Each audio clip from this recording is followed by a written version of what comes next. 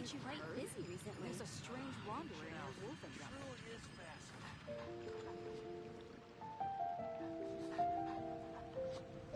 The neighboring nation of Italy has the most prosperous commercial port in all respect. Good roll.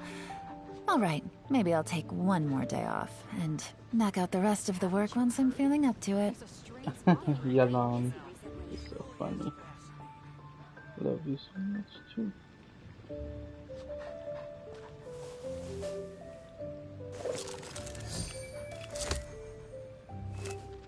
Welcome. How can I help you?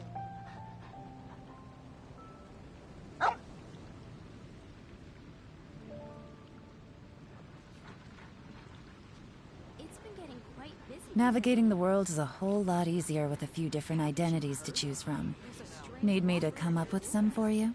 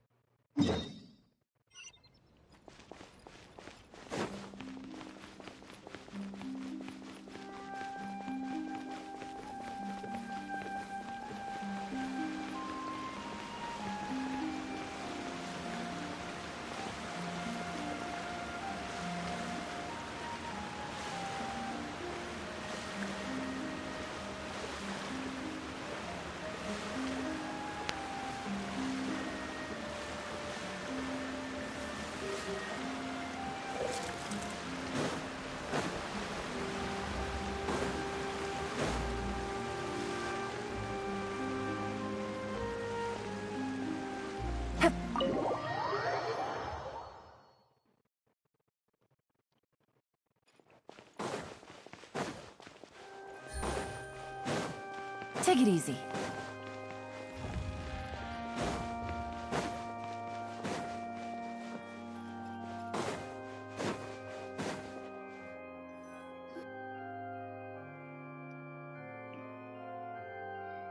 What do we do?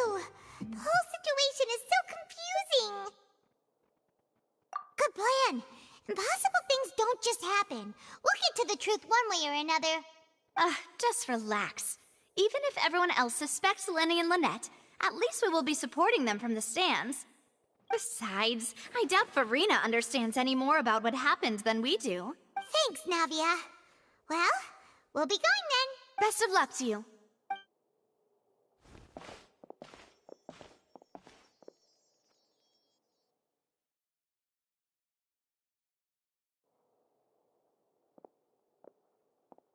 Ah, finally, you're back. Well, how did your investigation go? To be honest, you might be disappointed. No. We're already very grateful that you were willing to help. Well now, don't you all look disappointed? Don't tell me that your investigation came up empty-handed. That was to be expected, of course. The guilty can never produce proof of their innocence. But don't let that stop you. I shall be terribly disappointed should you, my most anticipated foe, concede so easily. Since both parties are present, I declare that the trial regarding the magic show incident is now in session. Firstly, in order for the audience to understand the causes and results of the incident, could we please have Mr. Linney explain the trick? Yes, of course. I will explain while Lynette demonstrates on stage. All the necessary items have been prepared. Thank you, Mr. Linney. In that case, I take your statement to be that you ran to and remained hidden within the magic box in the audience stands once the trick began, and thus could not have committed the crime. Is this correct? Yes, that's correct, Your Honor. In that case, I call upon the prosecution. Lady Farina, do you wish to refute his statement in any way? Why, of course I do. Allow me to take the first shot and break this case wide open. Mr. Linney is clearly lying. There is no way you could have been in the box the whole time if you were to abduct Halsey and murder Cowell. In fact, I'd say you were hardly in that tunnel at all. That is simply your hypothesis based on the presumption that I'm guilty. Oh, is that so? And if I may ask, what did you hear while you were inside your box? The roaring countdown of the crowd, of course. That's how I kept track of the time and built anticipation for the finale. And you didn't hear anything else at all? Nothing that might leave an impression of any kind? No, nothing. I see. But when the count reached 30 seconds or so, there was a thud. One so loud that I believe practically everyone heard it. Huh? Hey, hang on. Something's not right here. Yeah, I'm sure he could have heard a noise that loud from inside the box. I was right by the box, and I definitely heard the thud. Look at those scales. Could those mean...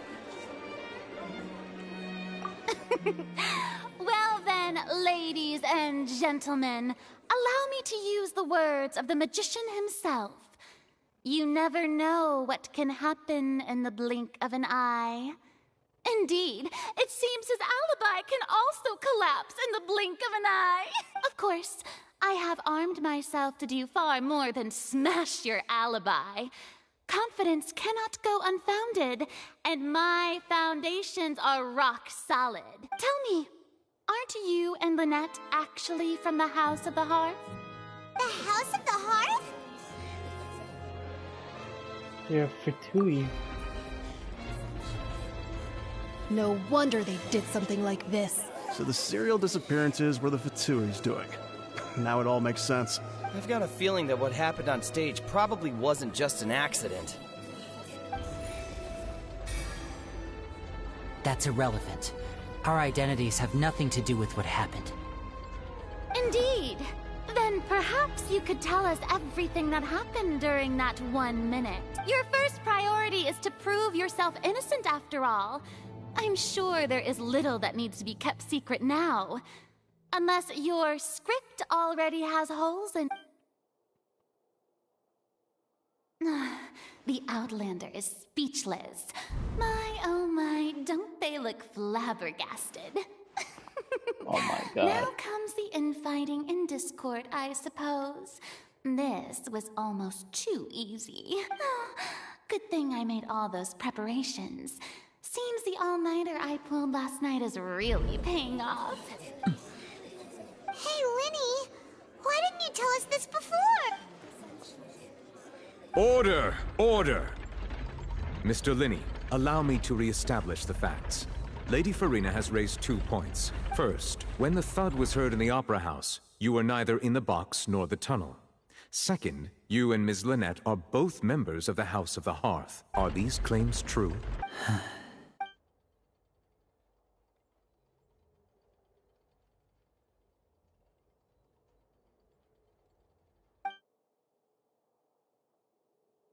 Plus Charlie's in front down along with the house.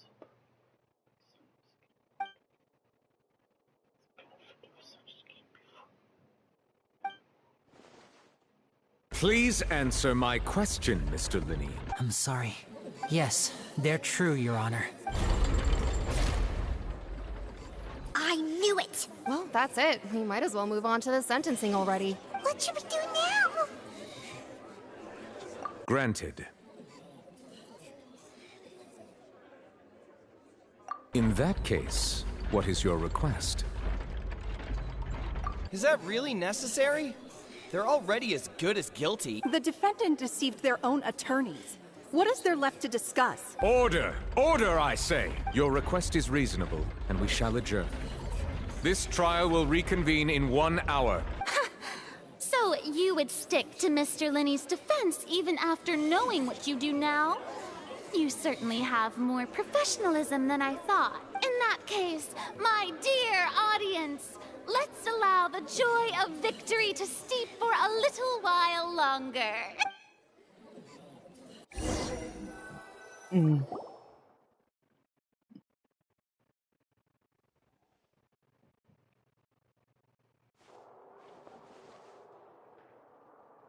Well, this is awkward.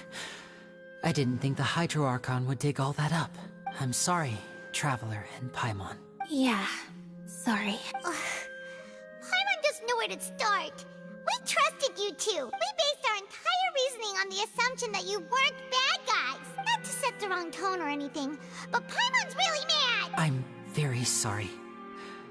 I know you're angry, and reasonably so, but please, let me explain. I know you've clashed with the Fatui several times before. I wouldn't be surprised if just hearing the word is enough to make you upset. But our organization is very, very large, and the Harbingers have very different personalities and goals. Oh, wow. Right now, we want to save people. As many as we can. That's right. I'm sure we're on the same page when it comes to this nation and the disaster that its people might face. I knew if it weren't for our respective identities, we could become good friends. That's why I didn't wish to flat out lie to you, but chose to hide some details instead. The truth is very important, but being completely transparent about everything would see us spending more effort than we need to. Right. So, you be the judge. Heck, if I were you, I fear that I'd even struggle to trust me at this point. You met a Fatus who works as a magician, a trickster by trade. All by coincidence, too. But still, I'm asking you to trust me. I am no criminal. At least, not in this case. Sorry. Please forgive us. Well, you both say that, but... Where do you actually go while the trickster was being performed? Right. Let's hear your answer first, and no lies. Of course. I'll answer any question you ask. We've been trying to find out how the Oratrice operates. We want to know why it has consciousness. Why can it deliver sentences accurately? During our investigations, we learned that the machine's core is beneath it. From that moment on, Lynette and I have been designing this box swap trick, with the objective of getting close to the core. Is that why you needed a whole minute? That's right. In truth, the audience would take about 75 seconds to count down from 60, while I would only need 15 to get to the opposite box. So, after jumping into the tunnel, I accessed the Opera House basement via the vent, and went to investigate the room in which the core is stored. That air vent was created during the construction of the tunnel specifically to execute this step. Well, nothing.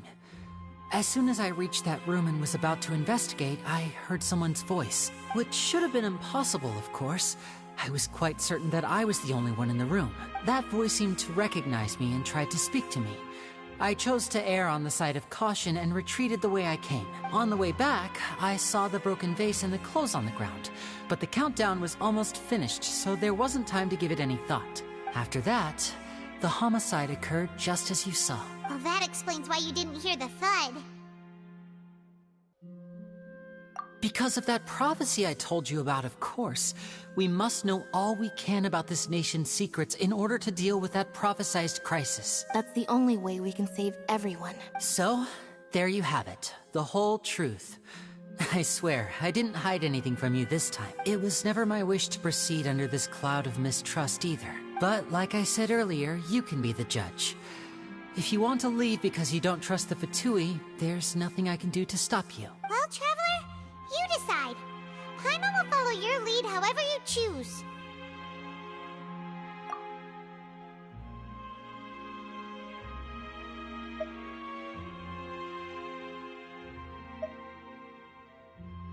Okay, thank you. Thanks for giving us a chance. The current problem is that the scales are tipped pretty badly against you two. If we want to refute the Hydro Archon's accusations, we're gonna need a seriously watertight defense. Huh? Oh, Paimon thinks she gets what you mean.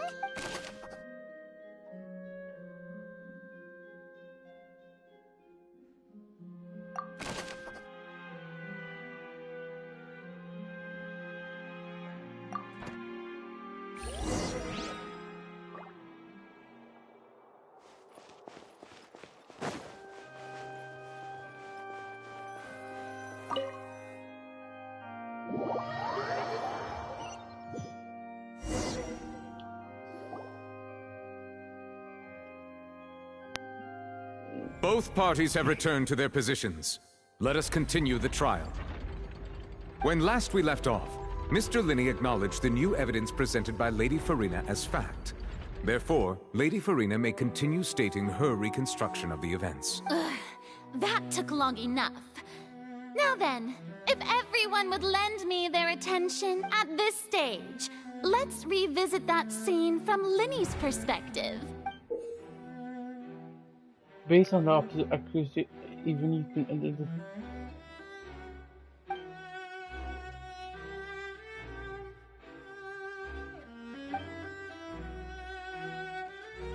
Damn, okay, that's literally try judgment we're doing here.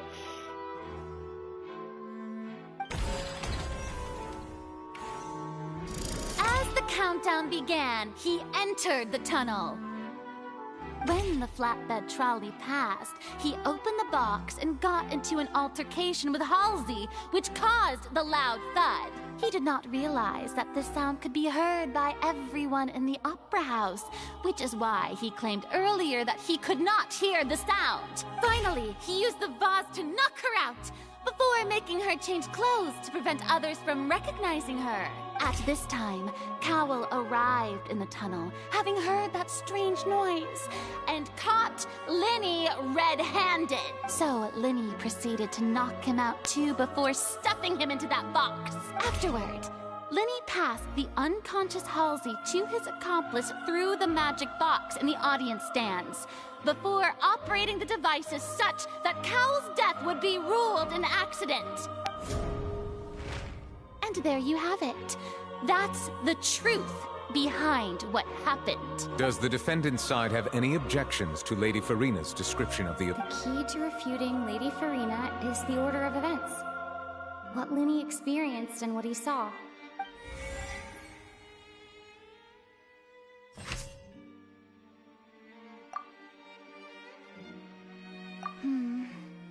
Seems this won't produce a particularly effective rebuttal. Well,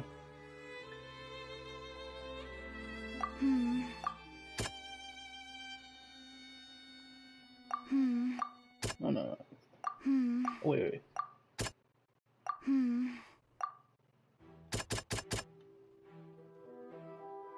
Select the evidence to Lynette Eris Tunnel.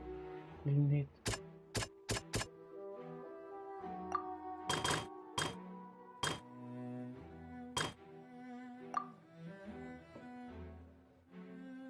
Lynette claimed to hit it on the chamber on the oyster upon the tunnel. Did not witness the crime, please.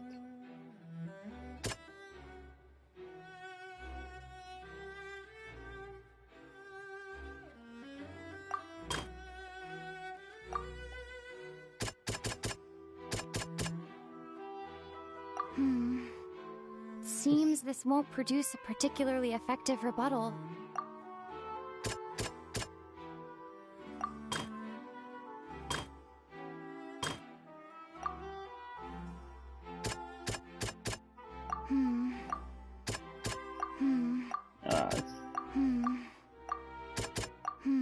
Yeah, okay, it's not working.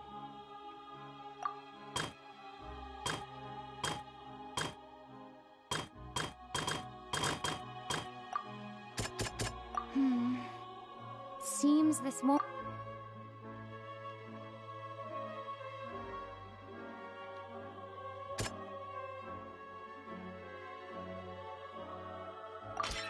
Linney went to the room that contains the Oratrice's core. Yeah. This is the actual truth.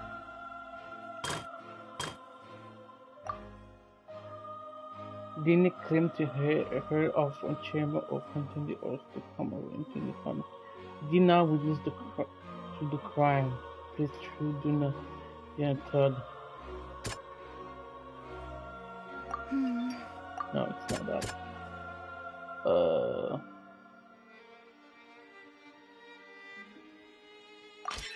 Linney did not take part in the underground altercation. He only witnessed traces of the aftermath.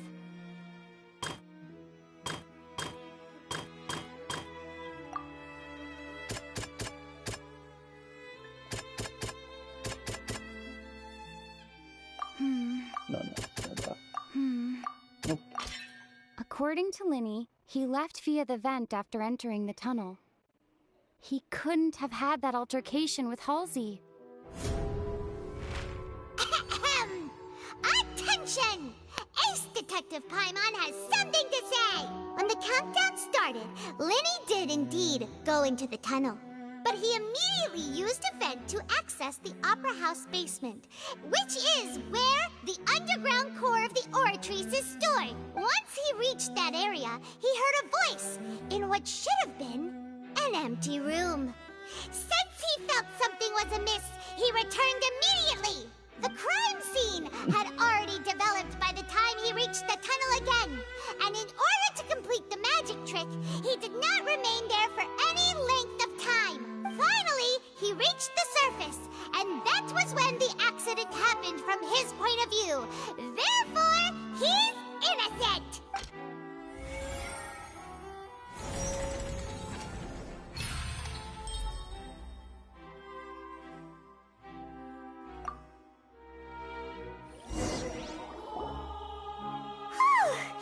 Paimon did it! Paimon actually managed to say all that! Wasn't it awesome? In other words, you believe that he knew nothing of the incident? That's right! My reasoning? If that's the case, then if Carol hadn't entered the tunnel, who was the entire setup meant to kill? Assuming that what you say is true, Linny only needed to kidnap the young girl to cause a new disappearance case. What would the point of killing someone on stage be? Oh, they have a point. That's right, you tell him! And that's why they're partners of mine. They've managed to turn things around. Oh, well, your denial is very strident, I'll give you that. But what proof do you have to back your claims? Of course I do. If he had been in the magic box the whole time, how could he have not heard that sound? Why do you ask? You're saying that he wasn't?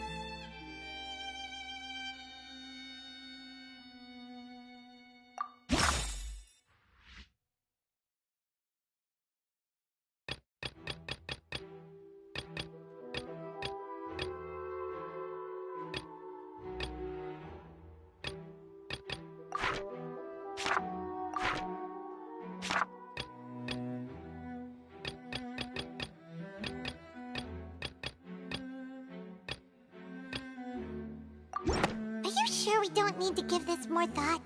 Paimon thinks there's something off here.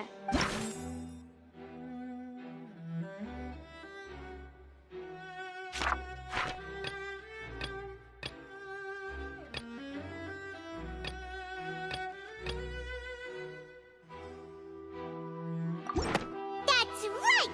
Linny wasn't in the box or in the tunnel. That's why he didn't hear anything strange during the performance. This means that when the crime happened, Linny had already entered the basement via the vent. The same clue you used to disprove his alibi has now become the best proof! How do you like that? Well played. To think you'd use such logic. Well then, if it wasn't Linny who committed the crimes, then who was it?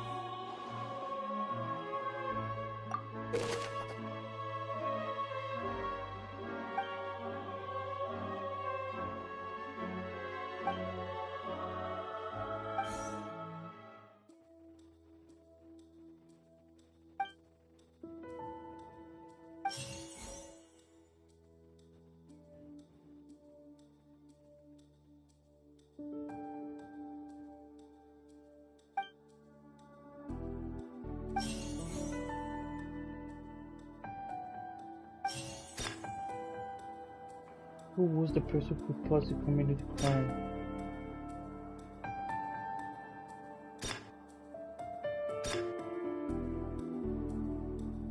The deceased's name is Cowell, Linny's assistant. He would have been able to tamper with the equipment.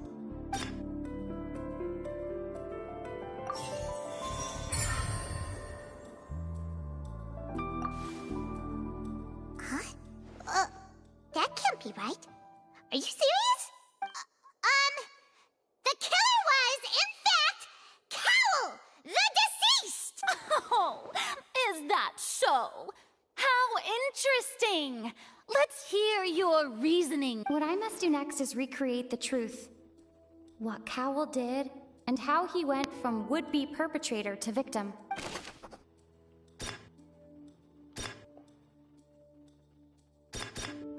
How Lena has been unable to. Lenny was not in the tunnel at that moment, which gave our criminal ample time.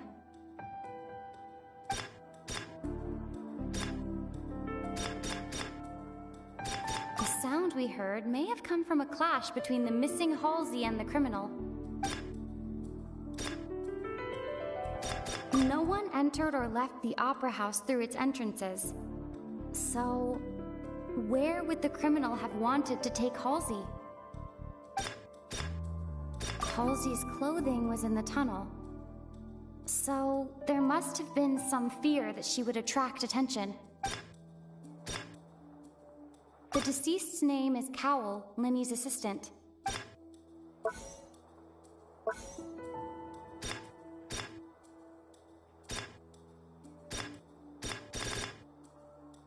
Halsey's clothing was in... The sound we heard may have come from a clash between the missing Halsey and the criminal.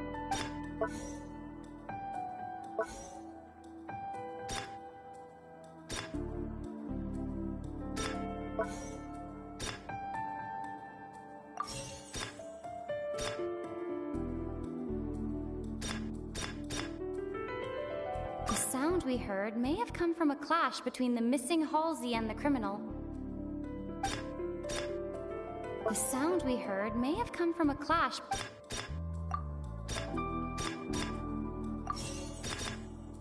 Halsey's clothing was in the tunnel. So, there must have been some fear that she would attract attention.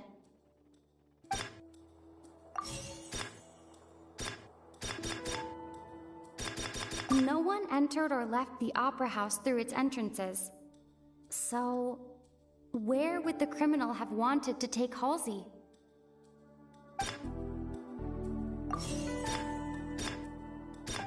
Lenny was not in the tunnel at that moment, which gave our criminal ample time.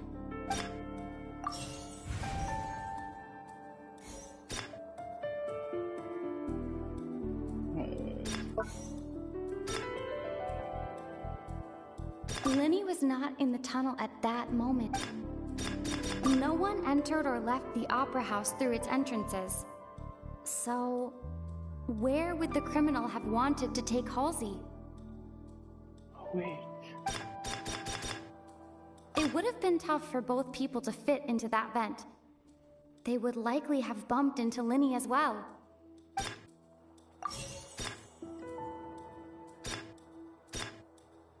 It would have been tough for both people to fit into that vent. They would likely have bumped into Lenny as well. The sound we heard may have come from a clash between the missing Halsey and the criminal.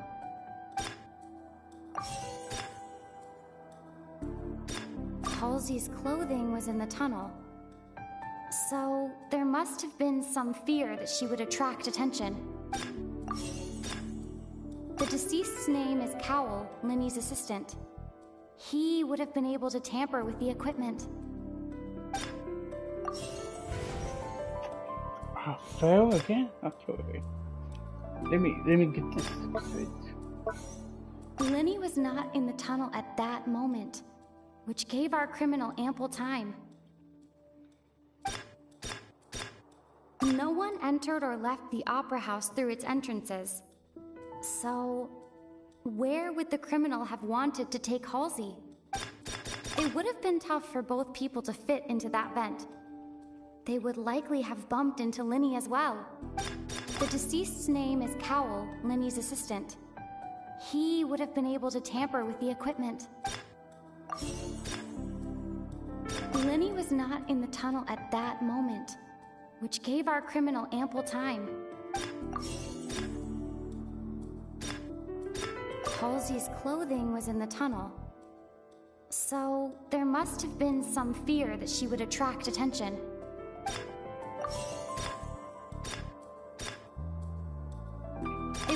been tough for both people to fit into that vent. They would likely have bumped into Linny as well. The sound we heard may have come from a clash between the missing Halsey and the criminal. No one entered or left the opera house through its entrances. So, where would the criminal have wanted to take Halsey? The sound we heard may have come from a clash between the missing Halsey and the criminal. It would have been tough for both people to fit into that vent. They would likely have bumped into Linny as well.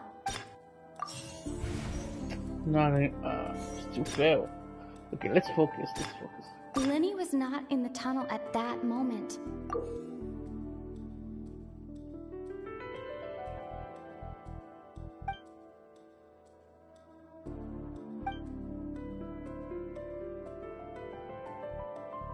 Which gave our criminal ample time. Chain logic, okay.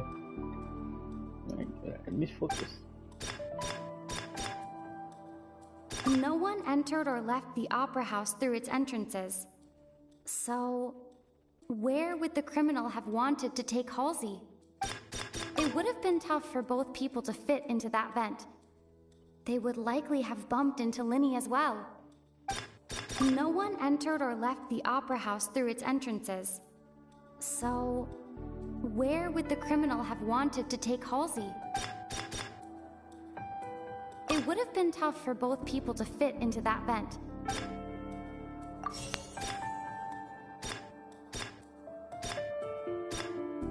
The sound we heard may have come from a clash between the missing Halsey and the criminal.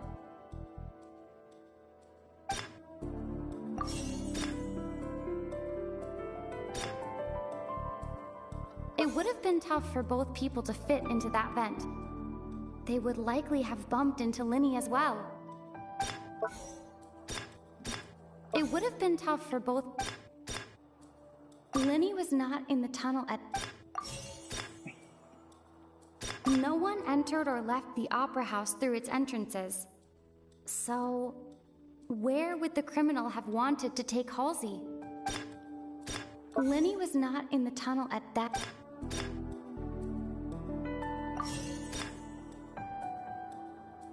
The deceased's name is Cowell.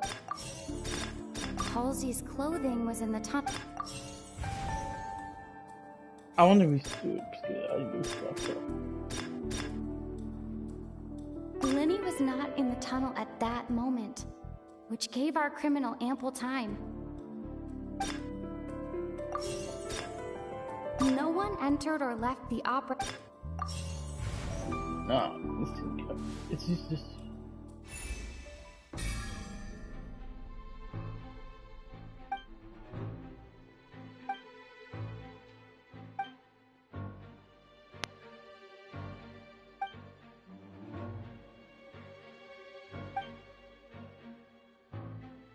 What's wrong, Traveler? Are you still having trouble figuring things out? I see how it is. So this was all just a bluff. And here I thought you had something to show for it.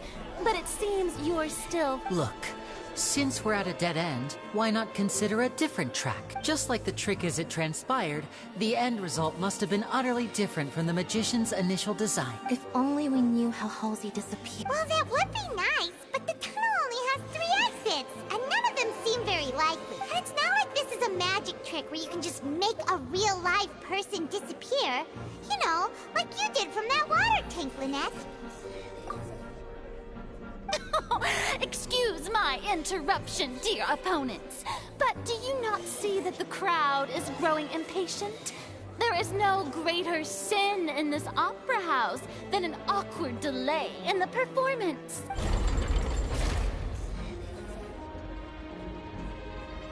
If the defense is unable to make further effective arguments, we will move on to the next stage of the trial. Linny was not in the tunnel at that moment, which gave our criminal ample time. The sound we heard may have come from a clash between the missing Halsey and the criminal. The deceased's name is Cowell, Linny's assistant.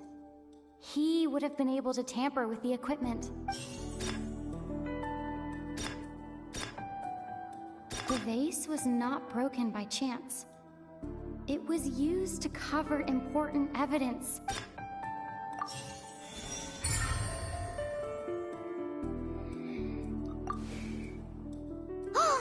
Paimon gets it! It all comes together if Halsey disappeared instead of being kidnapped. Lynette escaped from the water tank, vanishing gradually and leaving only clothes behind. If there's a similar method where a person could be transformed into water... Oh, just a moment, please. I do hope you know how preposterous you sound at the moment. How could a person ever be transformed into water? This is reality we're talking about here, not some magic trick. Must we really? I should think that of anyone. Your friend Linny already knows this truth very well. Magic tricks are ultimately just illusions and misdirection. But Halsey's disappearance is very real. We're talking about two completely different things. Even so, I trust the Traveler's judgment. The truth must be out there somewhere. Perhaps some new line of reasoning may open if we try to gather all the focal points that don't make sense. Since Cal was the deceased, we haven't placed much attention on him. But given that we aren't making much progress with the case, it wouldn't hurt to have a look at his belongings, would it? People really do come up with all sorts of harebrained schemes when at the end of their rope. The way I see it, your suggestion that we broaden the scope of our investigation is nothing but a tactic for stalling the trial. Nevertheless, I believe that this is a reasonable request on the part of an attorney. Since the trial does indeed appear to be at an impasse, I believe that additional evidence may help us make more progress. Guards, please step into the lounge and examine the personal effects of the deceased Cowell. We are still examining the items, but we have already made critical progress that we feel must be shared with everyone post-haste. We discovered several test tubes of fluid within Cowell's baggage, each labeled separately. The notebook in his backpack claims that these fluids are... water from the Primordial Sea. The Primordial Sea? The note's contents also indicate that Cowell belonged to an organization that sells illegal drugs and that he had an accomplice. The notebook has many entries concerning safe usage of these fluids, in which the keyword dissolve appears many times. One of these tubes was labeled Opera Epiclese, along with yesterday's date. The notes also state that these dissolution properties work exclusively on people from Fontaine. It's likely that Halsey was chosen as some sort of test subject. As such, we believe that the defense's hypothesis is, in fact, supported by sufficient evidence. You've got to be kidding! People dissolving into water? Could something so ridiculous actually be true? Wait a moment. This reminds me of a certain prophecy, but it's just a coincidence, isn't it? Huh. If people can become water, does that mean that the water tank's real use was as a means to hide water stains? And if Cowell was targeting that... You two, with me, quick! Demoiselle, wait! What about your partner? Let's go. Just trust me. Order! Order! It is undeniable that further examination of the deceased's personal effects has yielded some surprising results. But we cannot yet verify the veracity of these clues. Still, let us assume that these clues are indeed authentic, albeit with the understanding that Ms. Halsey has yet to be found. Guards, please continue examining the items along these lines. Mr. Linney, it appears your hypothesis is supported by the evidence, so please continue speaking. Of course. Thank you, Your Honor. If we uphold this hypothesis, I believe that many of this case's seemingly unrelated clues can be connected together. Right! Like the metal hook! That one didn't make sense at all. Let's think about this.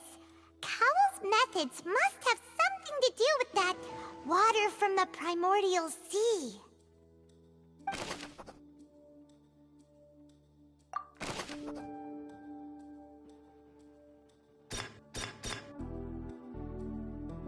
The water from the Primordial Sea should already have been prepped before Halsey entered the magic box. I remember there was something else within the inner layer of that box. Now it seems like the hook rope was not meant for another magic trick, but was instead some form of triggering mechanism. The rope that strung the water tank up was lit by the fireworks and cut. As such, the focus here is on the water and not the tank. Lynette was in the magic box on stage the entire time. Did she have something to do with this? I remember there was something else within the inner layer of that box.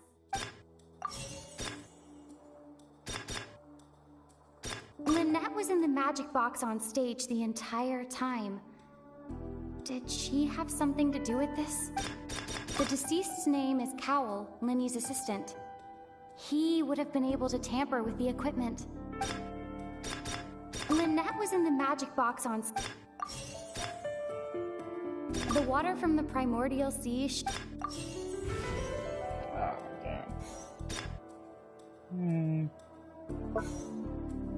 Now it seems like the hook rope was not meant for another magic trick, but was...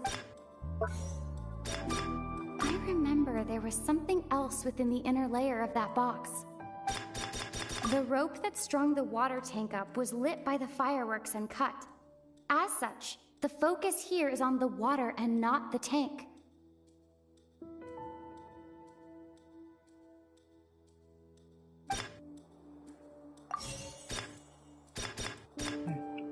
Lynette was in the magic box on stage the entire time. Did she have something to do with this? I remember there was something else within the inner layer of that box. Now it seems like the hook rope was not meant for another magic trick, but was instead some form of triggering mechanism.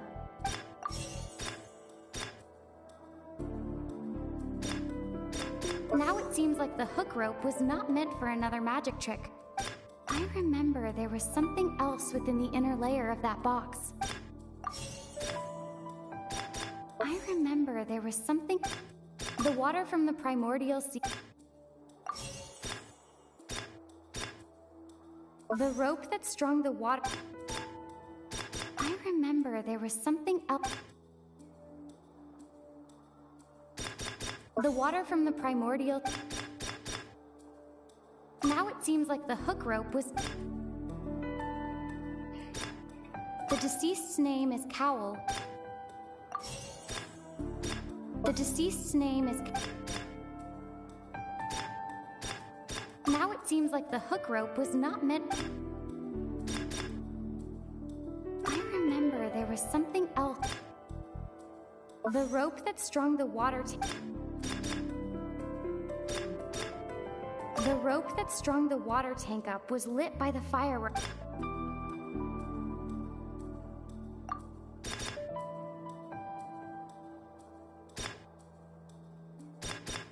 I remember there was something...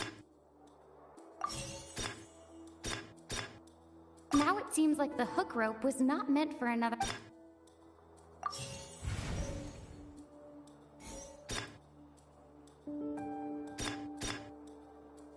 Whose premise is best?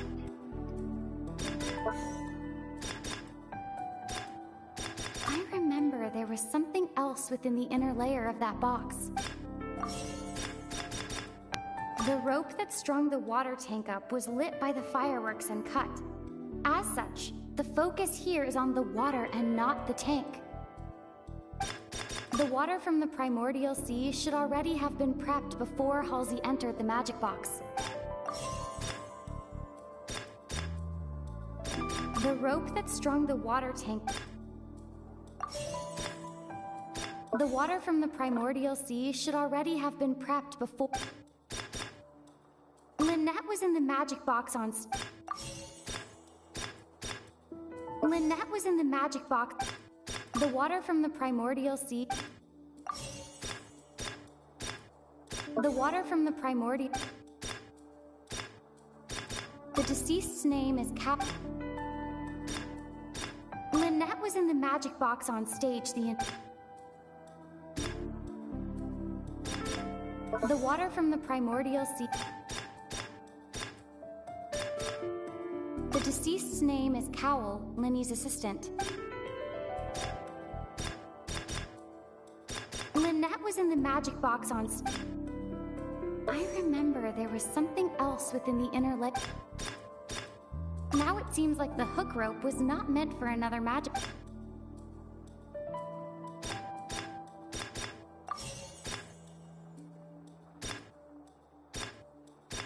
The deceased's name is Cowl. Lynette was in the magic box on stage the entire... I remember there was something... Lynette was in the magic box on stage the entire time. Did she have something to do with this?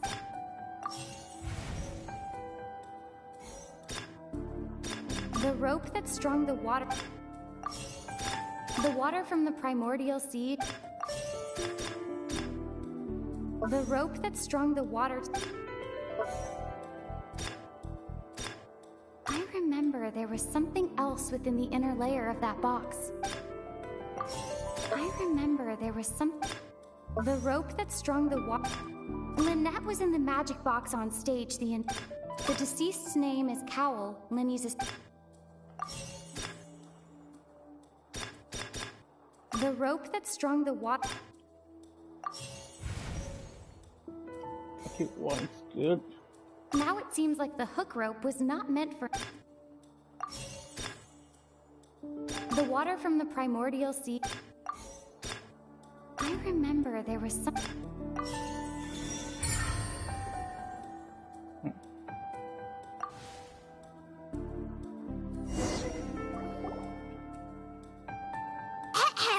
It's Ace Detective Paimon's time to shine! In the original plan, Cowl would tamper with the water tank rope and the number selector securing his target. When the magic box containing Halsey was lowered, the metal hook would retract gradually and pierce the balloon at the top of the box. When the balloon attached to the box popped, the water from the primordial seed inside it would pour down and dissolve Halsey. Afterward, Cowl would enter the tunnel and break the flower vase to conceal the water inside the tunnel, with the remaining evidence being covered up by the water tank on stage. But he encountered something unexpected in the tunnel and wound up being fatally hit by the same water tank he meant to use to cover his track. Huh.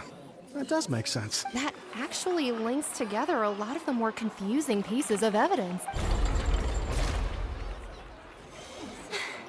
Oh dear, what do I do? Even I think they sound convincing now. Have I falsely accused an innocent person? What a humiliation. Now, it seems like the only point of contention remaining is the exact circumstances that led to Cal's death. His notes mentioned he had an accomplice who could be related to the situation. On that note, the guards have just contacted me indicating that they uncovered new evidence. I shall now invite him on stage to Thank you, Your Honor. We were just inspecting the luggage of the other people involved in this and we found an identical sample of the water from the primordial sea among Linny's personal effects. What? That can't be.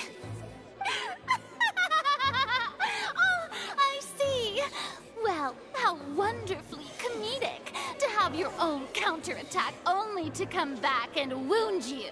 Does this not clear all doubt? My dear citizens, my loyal audience, allow me to present my reasoning and bring this performance to a swift... Linny did not need to take part in the dissolution of the young woman at all.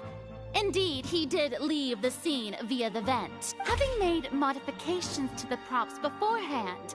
His accomplice Cowl then caused Halsey to vanish using the water from the primordial sea. But upon his return, in cruel avarice, Linny desired sole credit and prepared to do away with his partner in crime. Ultimately, he knocked Cowl out, and the tool meant to cover the crime up also became a murder weapon. Now, as much as I regret having come to such a viciously straightforward conclusion, it does seem that the famed Fatui is quite the cold-blooded and ruthless organization.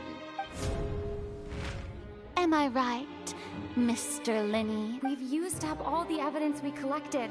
There's no way for us to make a rebuttal here. Is this the end of the road? Oh no! I can't think of anything either. It doesn't look like there's any way around it. Seems using the water as new evidence was too good a move. I think we've all seen enough now. And we have ample witnesses to my flawless. I believe this is indeed the finale. Now then, my good, noble Chief Justice, should we not, in your view, move... Excuse me, everyone, but I must interject. Miss, I must ask you not to shout and to respect the ongoing legal proceedings. Oh, come on. Don't be hasty. I have a good reason for interrupting, you know. Now, would anyone here like to take a little break from all this debate and see a little magic? I'll show you an amazing trick. One that can bring a young woman who has disappeared back in the flesh, right before your very eyes. Please, do the honors, Mr. Linny, if you would be so kind. What in the world is she saying? No offense, miss, but miracles like that are beyond my scope as a magician. Come on now, don't be silly. Magic is all about misdirection, isn't it? It often conceals the truth while presenting a fascinating illusion. But once everyone believes the illusion, can't magic reveal the truth to them once again? And wouldn't such a trick be the most marvelous finale to today's performance? Come on, Linny and Lynette. Give it another go. Don't worry.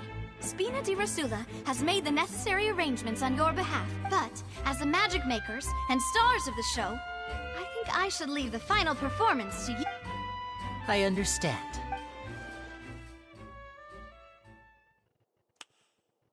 And voila!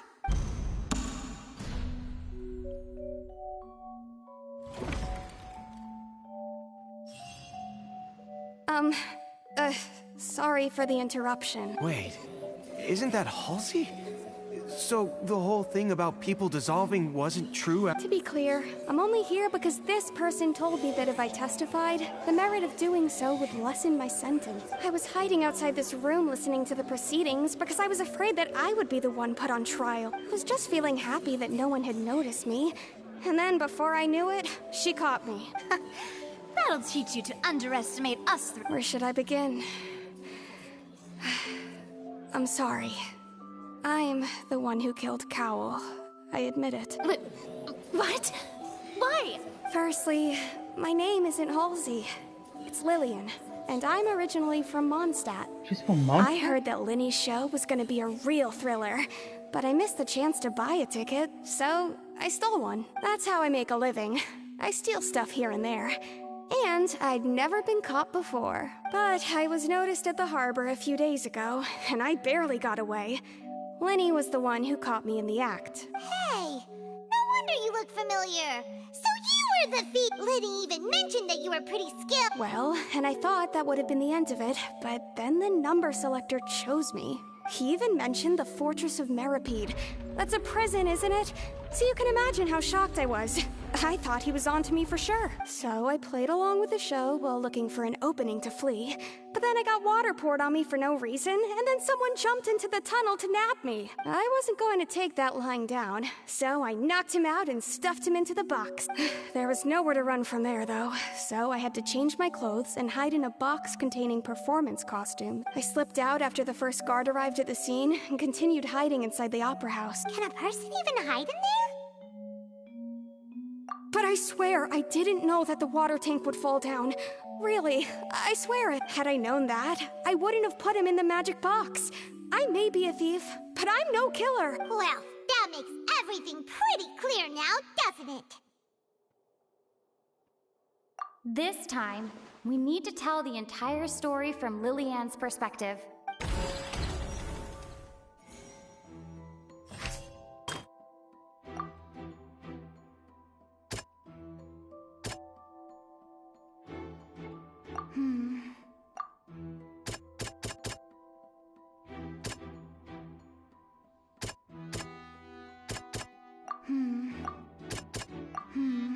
Oh, no, wait. Yeah. The strange sound wasn't from a fight. It was Lillian's attempt to break out when she was frightened.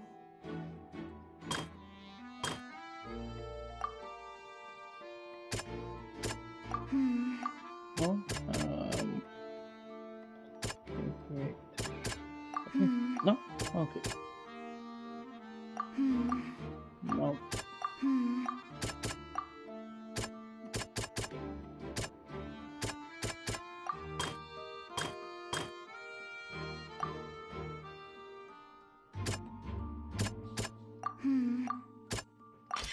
Lillian was afraid that she would be recognized if she left, so she changed clothes and hid, biding her time.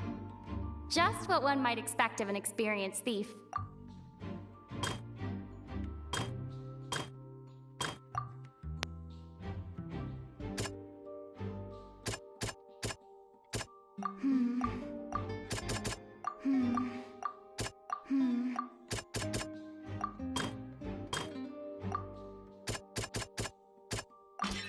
The flower vase was not broken to cover anything up, but was smashed during the struggle between Lillian and Cowell.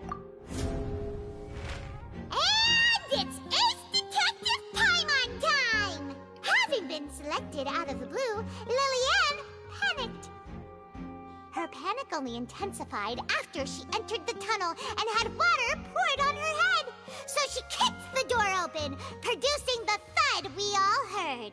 Hearing the commotion, Cowell leapt into the tunnel, only to discover that Lillian had not dissolved. He did not know that Lillian was not from Fontaine, but was a thief who made her way in by stealing a ticket. Mistakenly believing that the water from the primordial sea needed time to take effect, he tried to force Lillian back into the box. The two broke the flower vase during the struggle, but Lillian came out on top, knocking Cowell out and putting him in the box. With no way of escaping, she changed her clothes and hid in the costume trunk until the performance ended.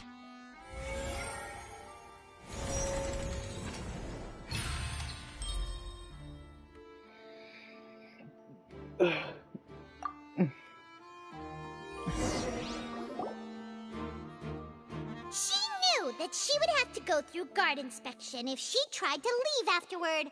So, she has been trapped in the Opera House these last 2 days. She had already become desperately hungry by the time we were chatting over macarons. So, she swiped 2 of them right under our noses. Talk about a sneaky thief. At this point, all the events that happened in the tunnel have now come to light. Ah, so that's the whole story.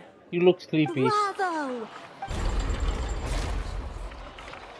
Now then, Lady Farina, do you wish to speak against the defense's statements? Please answer the question, Lady Farina. Also, if I may add, the trial has not yet ended. As such, I request that the prosecution not leave the room before the proceedings have concluded. What? Are you reading my mind now? No, I have no further arguments. I admit defeat.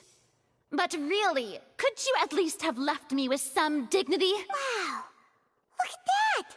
She's like a deflated balloon. If there are no objections, then as the Chief Justice of Fontaine, I shall once again repeat the full sequence of events. The actual perpetrator of the serial disappearances, Cowell, selected his next victim from the audience reservation list. With some modifications to the selector, he could ensure that the pre-selected young woman would be chosen. To cover up any evidence while committing the deed, Cowell thought of allowing the water tank to fall, which would conceal the water left behind after the young woman was dissolved. He also tampered with the rope suspending the water tank, using the fireworks at the end of the performance to cause the tank to drop and hide the watermarks. He poured the water from the primordial sea into a balloon during the preparation of the magic box and stuck it to the box's lid.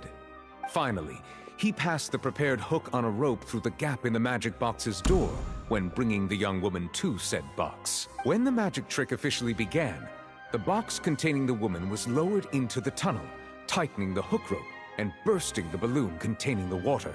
If all had gone to plan, the young woman would be dissolved at this time.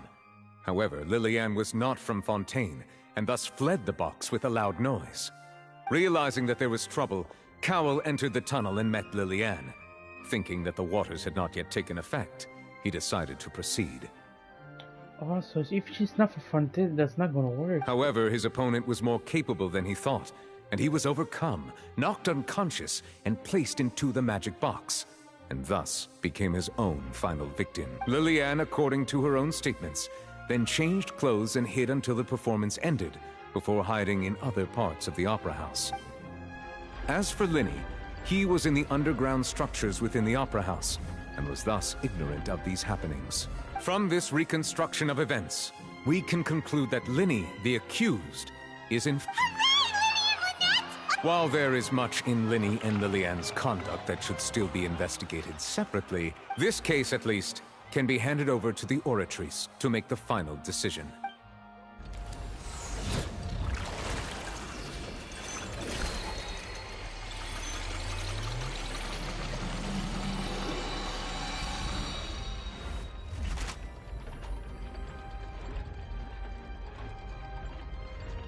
As such, Linny and Lynette are officially declared not guilty.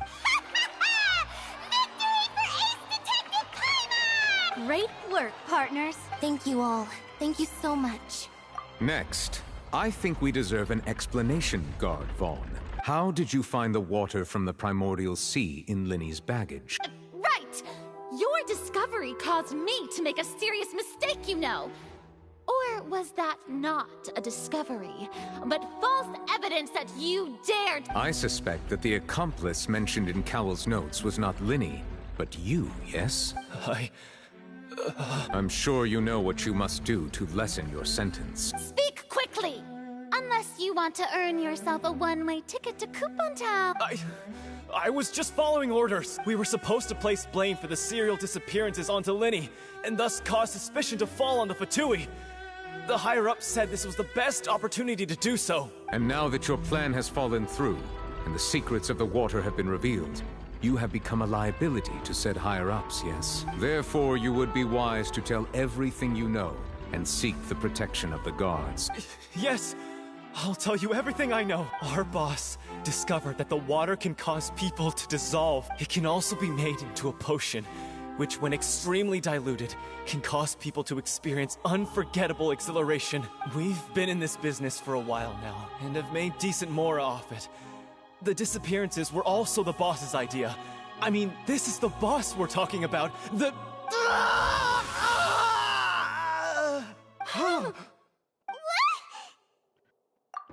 What the... He just... What? And now he can no longer talk. Such ruthlessness. I shouldn't have expected any less of that. An outrageous act. All present, please submit to inspection immediately.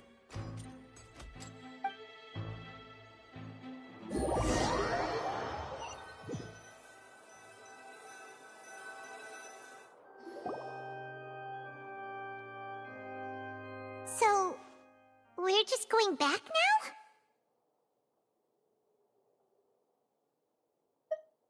That's true, but... Traveler, Paimon! Please wait. Linny... I know you may not want to speak to me right now. Maybe you don't even want to look at me. But still, let me thank you again for defending me to the end, even after you learned that I'm a member of the Fatui. I didn't wish to see you anymore by force. I just want to be sure that we are... I guess. But regardless, I'd like the opportunity to set things straight. I didn't approach you with any ulterior motives or ill intent. I've spoken to you as myself, just plain Linny this entire time. As for why I'm a Fatus, it's because the goals of the House of the Hearth align with those of an orphan like me. That's all. He's an orphan? Oh, is that the lady who... I wonder if they met the other like, it's not Eula, but one of the Fatui who looked... Because I think she have an orphan when she took care of children. That was how Father, who you might know as the Knave, approached recruiting us back then too. The Knave? The one who controls the House of the Hearth? She's your father? Of the way, the Knave who controls the house. She's your wait, she? Wait, why do you say she? It's It's not a guy. That's right. And since we're here, I was wondering, would you mind hearing a story? It's about my past. Back when our parents first died, Lynette and I were left wandering the streets. To survive, I took to surreptitiously observing an older street performer who did magic. It took me several days to figure out how he pulled off his amazing tricks. I took my sister through several streets until we found a crowded corner, and we began to perform magic tricks there. To my surprise, we proved to be pretty popular, and we could at least stop worrying about where our next meal would come from for a time. But I didn't want my sister to remain a street rat together with me forever. Before long, an aristocrat came to me and claimed that he wished to take us in after watching my performance. So you went from orphans to nobility just like that? That was how we felt at first, too. As if fate was on our side and we could say goodbye to those painful days. But I gradually discovered that while we were called foster children, he was really after my talent for magic trick. He would constantly take me to all sorts of banquets to garner attention, which he would then use to expand his social circle. That doesn't seem too bad either. Better than roaming the streets at any rate. It took a while for me to realize just how dark his heart really was. After one particular performance at a banquet, I discovered that Lynette was not on the same return vehicle as me. I waited a long time after we returned home, but she did not come back. I went to that noble's bedroom and asked him about her whereabouts. The answer he gave me was, she caught the eye of the most eminent person at the banquet, so I sent her over as a gift. I mean, you'll be able to perform your magic regardless of who your assistant is, yes? Oh no. So he was gonna... But wouldn't Fontaine's laws deal with such people? As far as outsiders are concerned, this is a relationship akin to adoption or foster care, and they have their ways of escaping the eye of the law. I managed to ferret out the location of the mansion of that so-called eminent person and hurried through the night. But by the time I leaped over the walls, avoided the guards, and made my way in, all I saw was the moonlit ground covered in blood, and the knave standing there in the darkness. So, she'd already taken care of that guy. That's right. She had rescued my sister before she could come to any harm, and had even discovered several girls hidden in a basement, all of them orphans.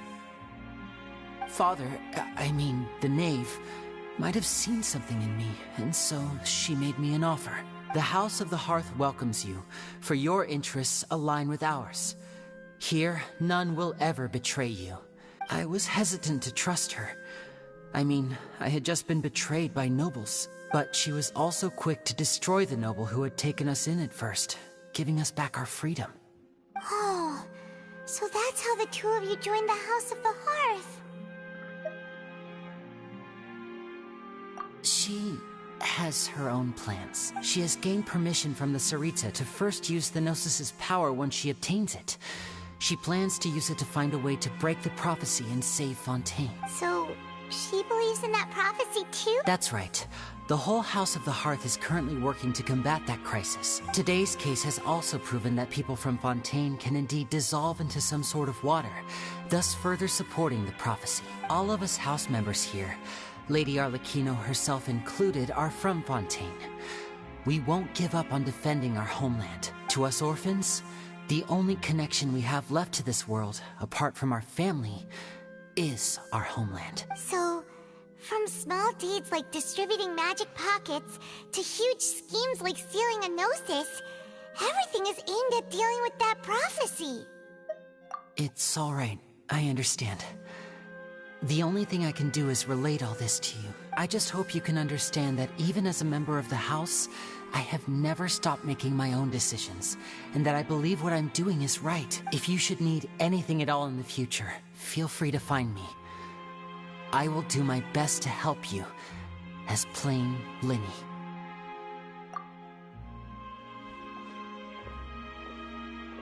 Bye, Linny! To sad a little bit, we have to separate from... They were good friends, of course.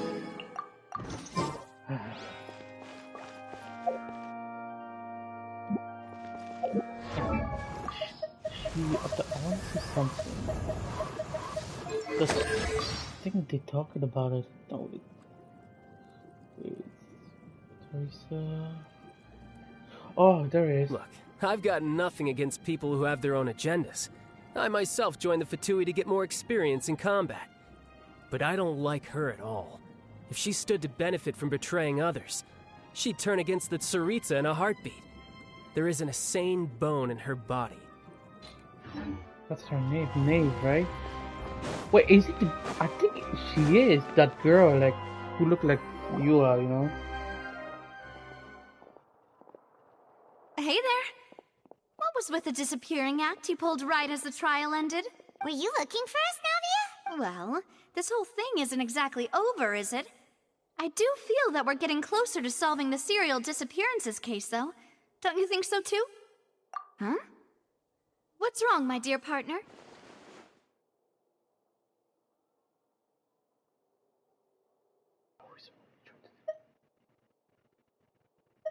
Besides, are you sure we're the ones who can crack a case that's been cold for decades now? And given that there's new evidence from the trial, there should be a trail of breadcrumbs for the Hydro Archon's people to follow now. Ah, I see. Well, I won't lie. I'm a little shocked to hear that from you. But I suppose you are just travelers who have only arrived in Fontaine after all. Sorry. I might have been too presumptuous. Don't say that, Navi. Ah, and we were having so much fun investigating with you, too. It was like having new waters flowing into a stagnant mire, causing new hope to spring forth, and the reflection in the murk to become clearer. Sorry about that. I'm a bit prone to nostalgia. Wait, shall we have a farewell meal? You know, to commemorate our time as partners? Huh? Do we really need to get that formal? Well, guess you really did treat us as partners. Well, I'd just like to have a proper ending to every important memory. That way there are no regrets later. Anyway, it would just be a meal, so it shouldn't take up too much of your time. You don't have to twist Paimon's arm. If Boss Navi is treating, count Paimon in! Oh, wonderful. In that case, why don't we return to the court of Fontaine and head to the Hotel de Boer? I believe we'll make it just in time for dinner. All right then, let's have our farewell meal.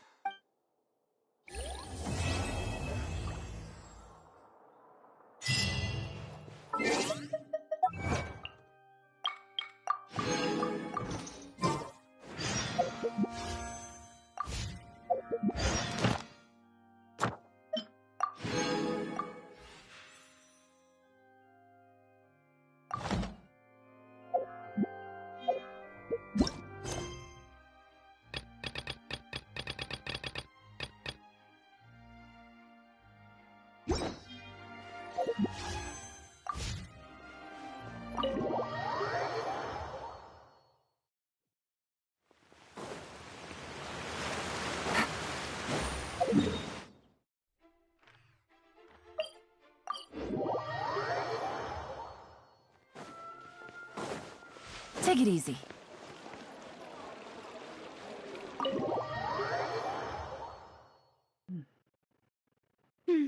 I came here several times with my father when I was little, but stopped eating here as often after growing up.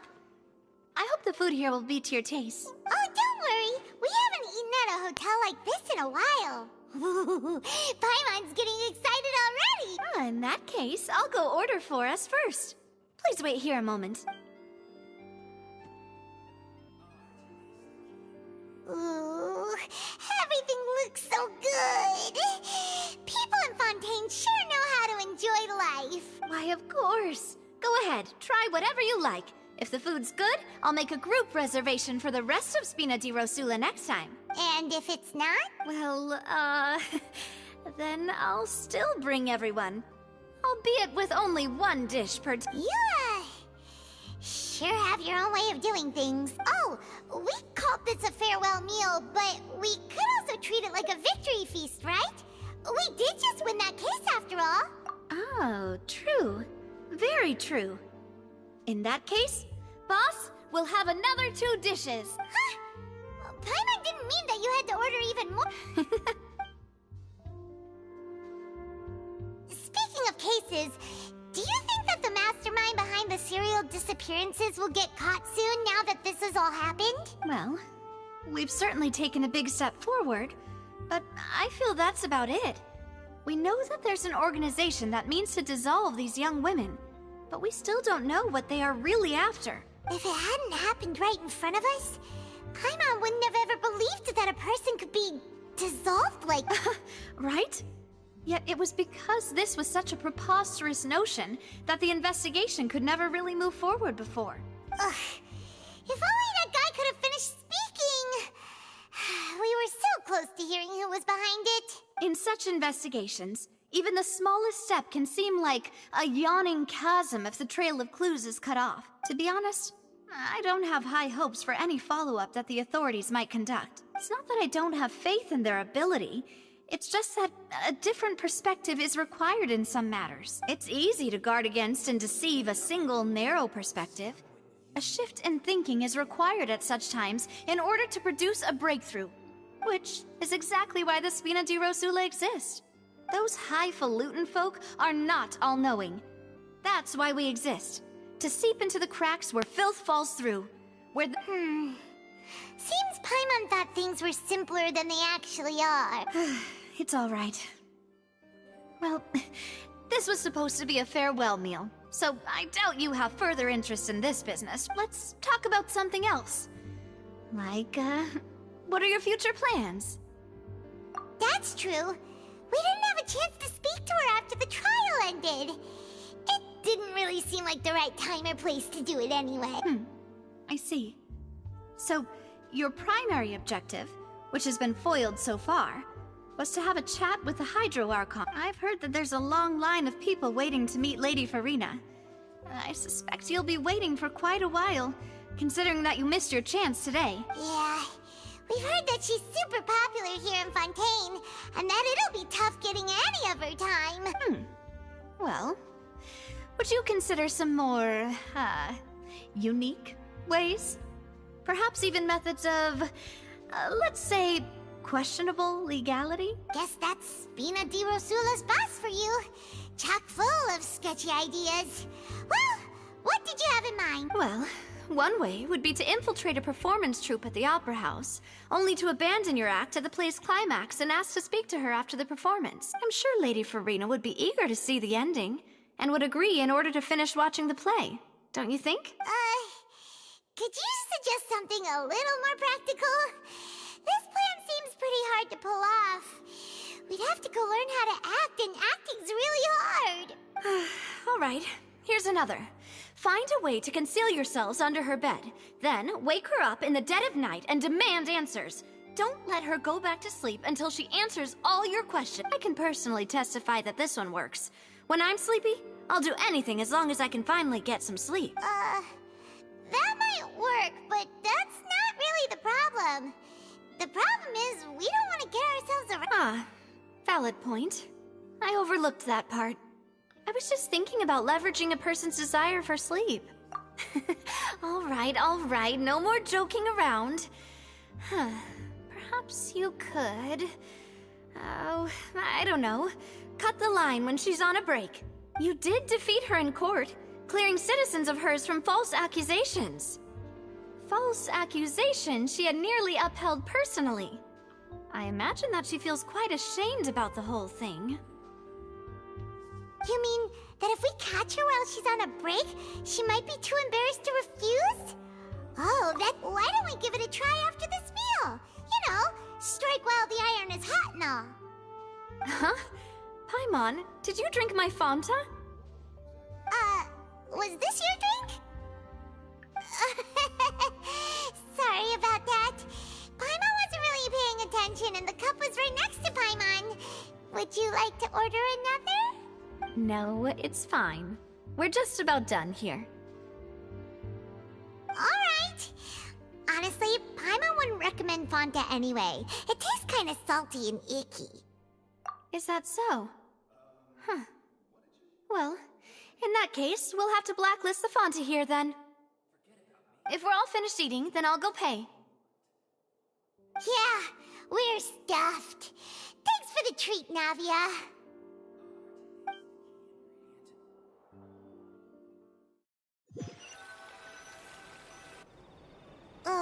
so full. Paimon can barely float anymore. Nah, that would be so normal. You know, like you.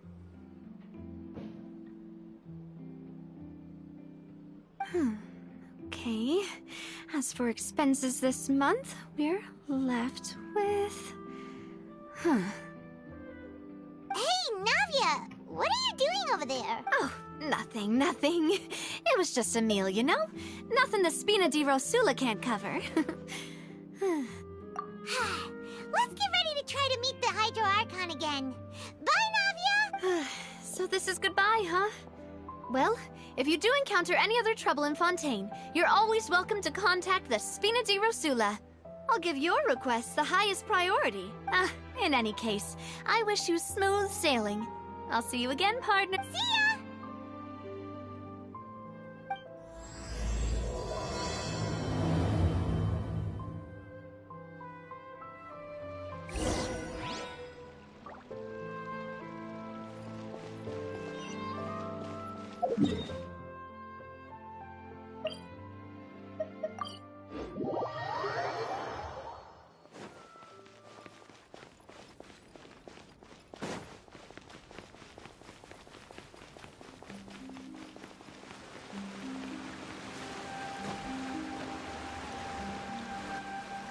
There aren't many people around anymore.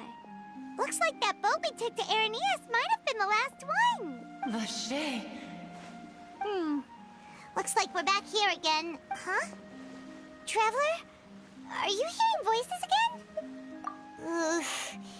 That's kind of spooky. Are you sure we don't want to come back in the morning?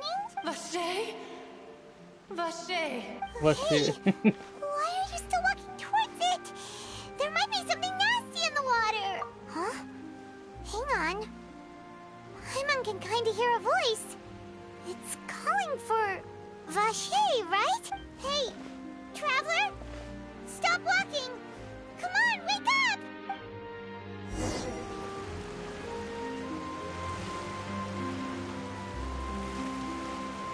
The ocean? Vache, are you... my dear Vache? No, wait. You seem to be someone else. Do you know Vache? Do you know where my love is? Wait. Who am I? I'm very sorry. I fear I do not know. My memories feel like they have been washed away like a flood. So many fragments dissolved amidst the tide, never to be recovered. How much have I lost? How many things that I once held dear while on land have I since forgotten? Yes, that is what I was once. But now, I am but the consciousness of one who is lost, therefore. I do not know how I came to be like this either. I only vaguely remember being covered in light blue water. And then... I also remember going to many places. I loved adventure, loved exploring places of peril. No matter where I went, Vache would go with me. I knew how dearly he loved me. And I also loved him equally as much. But now, we can no longer go back. The pain of such parting. I never knew how heavy it could be. No, our reunion no longer has any meaning. There is no way for us to create any new memories. The thought of me gives him no succor. So let it lie forgotten beneath the waters. If you meet Vache, tell him not to look for me. Tell him to move on. That is the only thing I still remember. Perhaps that is so. As I was submerged in the waters, losing consciousness, I saw Vache above the surface. His eyes were filled with such sorrow, such longing. If only I could have comforted him, told him that I did not suffer. Indeed, I had felt a great warmth. Is that what you call it? Dissolving? If anything, I consider it a form of release. It was a state of neither fear nor frenzy, with only an endless peace, like the water's still surface. I could also liken it to being a thirsty person who drinks water for the first time, and only then sees how they have lived for so long in a world of endless want and anxiety. I think I hear your companion. It's time for you to go, I think. Farewell, then. I am glad that you were able to sense my presence. Remember, if you see Vache, tell him not to seek me out any longer.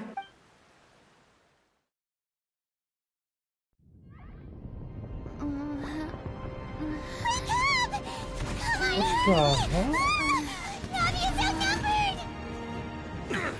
When this happened?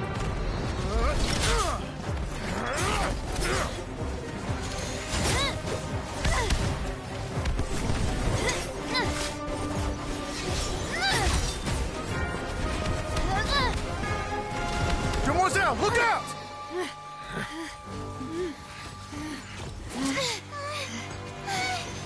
Dear God, it's a whole army of Gardamex.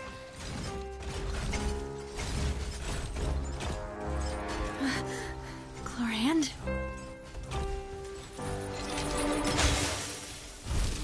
Oh, it's her! Let's go! Let's go. Oh, yes. Yes. It's literally a cool Sarah. Let's go. Quick, now's our chance!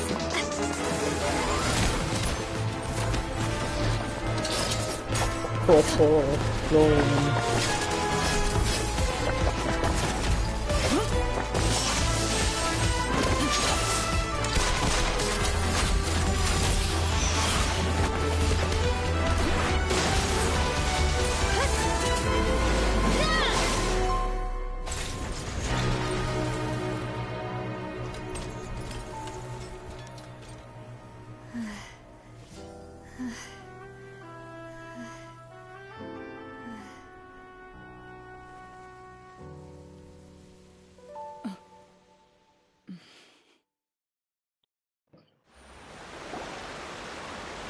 I should thank you for lending us your sword there, Clorand.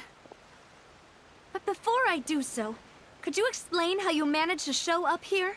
I followed you. It seemed to me that danger has followed you more closely as of late. I believe that following someone without their knowledge is actually called stalking, is it not? Mr. Callus's last wish was for me to ensure your safety, and I will not betray his trust.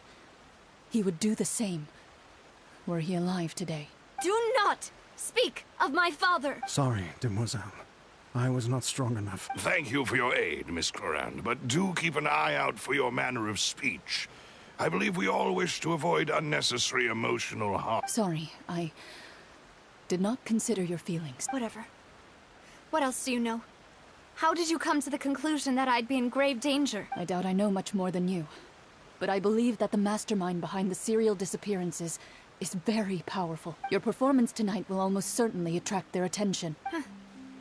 I'm sure they've known about me. To be honest, I'm shocked it's taken them this long to act against me. And what about these Gardamex? I thought only those associated with the Maison Gardiennage could control them. None of these mecha have serial numbers. I was sure to check a moment ago.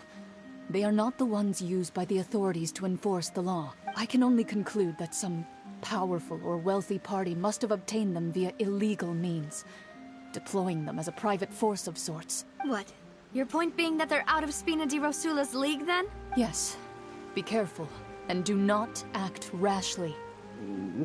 Claudia. I will continue investigating, no matter what. We will bring the truth to light. She's a gun and a sword user. That's actually cool. Thank you for your help today, Clorand. But if you get any ideas, tell me first. I don't much appreciate being followed. Oh, I want to get Chloe, actually. If she's a 4-star, it's fine. I heard people who think she'll be a 4-star. But if she's a 5-star, let's go. We're getting that. I do not think that they'll strike again anytime soon. So I shall stop following you. Good day, all.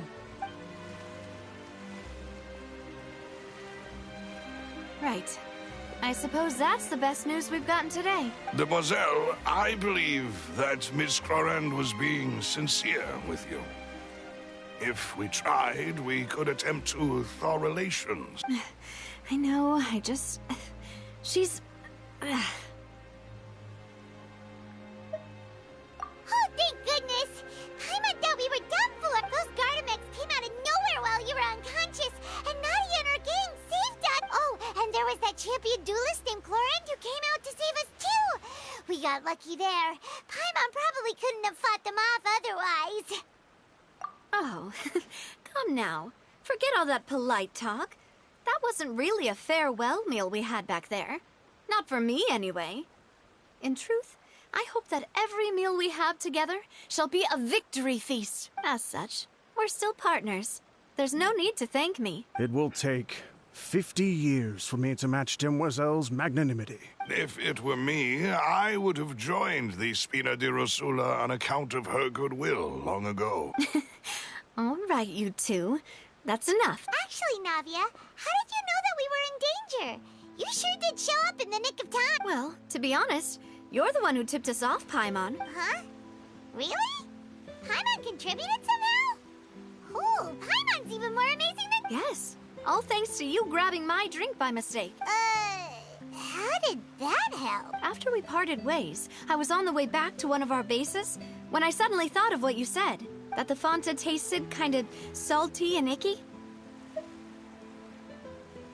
Fonta only comes in sweet flavors, so how could it have tasted salty? The color of the drink, if I recall, had also been a bit off. So the Fonta had been spiked with water from the primordial sea? Yes. So if you hadn't drunk that cup for me... Spina di Rosula is preparing the grandest of awards for you as we speak for saving the boss. Huh. Really? I sent people to Hotel de Boer to investigate, but whoever did this left no trace at all. That's when I figured out that you might be in danger, and hurried here as quickly as I could. But why would they go after us too? All we did was defend Linny in court and help clear his name. Ugh, now we're caught up in this mess too, aren't we? Well, you did foil a plan that they were probably pretty proud of, and almost got their name in the process.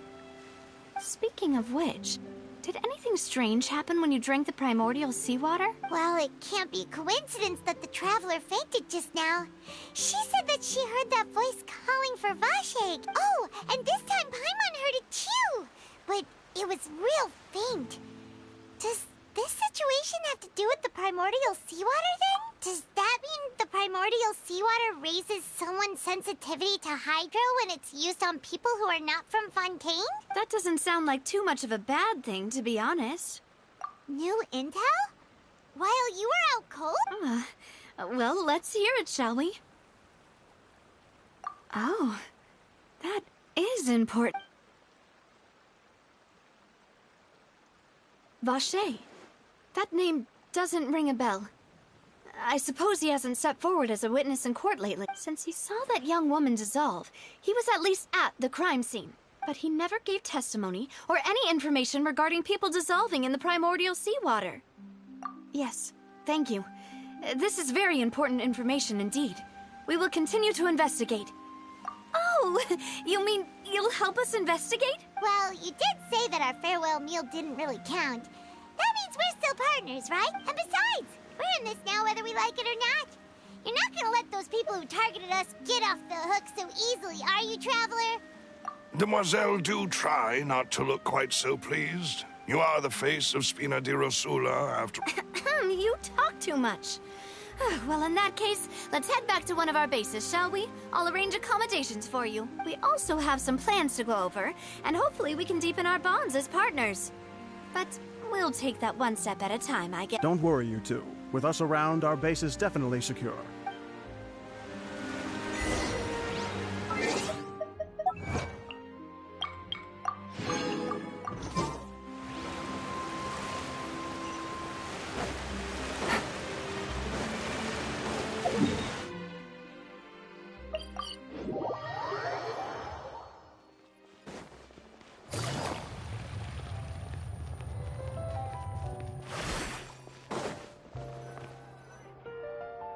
It's right up ahead.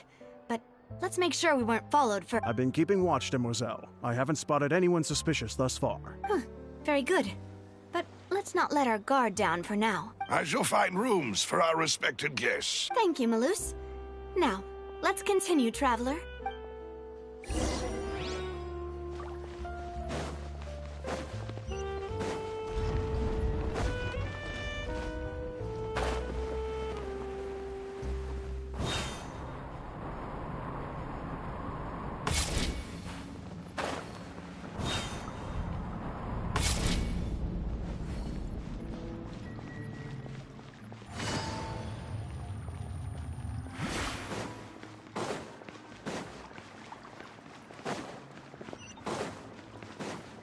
Take it easy.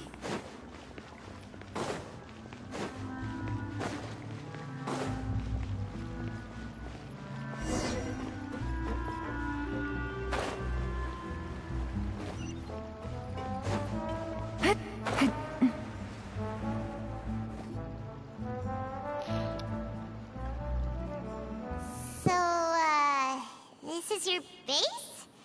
It's not quite what Paimon imagined. Your accommodations have been arranged. Under the present circumstances, I can confidently say it's the best we have. Well, our funds have been a little tight lately. After all, we don't allow illegal or unethical profiteering. In fact, our funds often come from citizenry who support us. Seems like it's tough times for everyone. But if you have the support of the people, that does sound like it's worth it. To be honest, our financial situation was a lot better back when my father was in charge a few years ago. I'm afraid I'm not quite his equal. Your father... he was the previous boss of Spina di Rosula, right? Demoiselle, if you'll allow me to explain. No. I'll explain it myself. I suppose I couldn't run from this topic forever. And as partners, this is something I hope they can understand. My father's name is Callus. Yes, the same one they call Callus the Unfaithful in the street. 3 years ago, he was accused of murdering his own friend. But he chose a duel to defend his honor instead of standing trial. He died in the duelist's ring. Oh no. But I do not believe my father was a murderer. I'm sure he was set up. At the time, I believed that if he only stood trial and was duly investigated, something amiss would crop up and prove his innocence. But strangely, he not only requested the duel himself, but rumor has it that even after being seriously injured, to the point where he could be deemed as having lost the duel, he refused to surrender, determined to die in the arena. 3 years later, I still don't understand why he did that. How could he protect his honor if he's dead? If anything, he gave up his chance to defend himself. The closest piece of info I have is that my father had been investigating the serial disappearances case at the time of his death. Ah, so that's why you're so determined to get to the bottom of that case. That's right. I've also tried to investigate the murder my father was implicated in. But I haven't found a single new clue in my countless reviews of the investigation records. However, I believe that if the murder case is related to those behind the disappearances, they must know something. I must know what really happened. Was my father coerced? Framed? Even if he really did kill his friend, I must get to the truth. If only he'd been more open with me when he was still alive. He even hid the fact that my mother died due to complications when giving birth to me. And now, here I am investigating his death. You really are a handful, aren't you, Papa? Demoiselle, please, if there is anything I can do, anything at all. I also will never believe that Master Callus murdered anyone. There are none whom I respect more than the two of you, Demoiselle. Master Callus did so much good in life, yet all it took was one murder case for him to be dubbed Callus the Unfaithful. Even our supporters decreased greatly due to that incident, hence our strained finances at present. Wait, if Callus was such a good man, wouldn't people at least be a little suspicious when he was accused? No. Perhaps people just revel in that kind of drama. It's not something exclusive to people from Fontaine, really. Everyone's like that. People love watching the evil turn over a new leaf, but they also enjoy watching good people fall into an abyss from one slip-up just as much. But how could... never mind. If Callus was really falsely accused, we have to find the truth. He didn't deserve to have that happen to him. There is one other thing. Master Callus's opponent in the duel was Ms. Clorand. Wait, what? Oh, her? Well, then, isn't that as good as saying that she was the one who killed him? Yeah, that's not the sort of thing that you can just let go and move on from. Ms. Clorand has always placed great emphasis on the honorable nature of the duel. If her opponent doesn't yield, she will not stop either. She knew Master Callus beforehand and greatly respected him, but seeing how he was resolute in the arena, there was only ever one choice she could have made. It's not that I don't understand her at all, but I just can't deal with this yet. Don't worry, Navia. Paimon knows how you feel. You don't have to force yourself to do that. Afterward, Ms. Clorand told us that at the start of the duel, Master Callus requested that she ensure Demoiselle Navia's safety. Yes, that is our understanding as well. Oh, Papa. What madness drove you to ask the person who killed you to take care of me? All right, anyway, that's the information I wanted to share with you. Even if it did sound like I was just complaining towards the end. Thanks. You two should go and rest. This was quite a day after all. Yeah! Paimon's feet. Please, relax and get some sleep. We will ensure you rest soundly.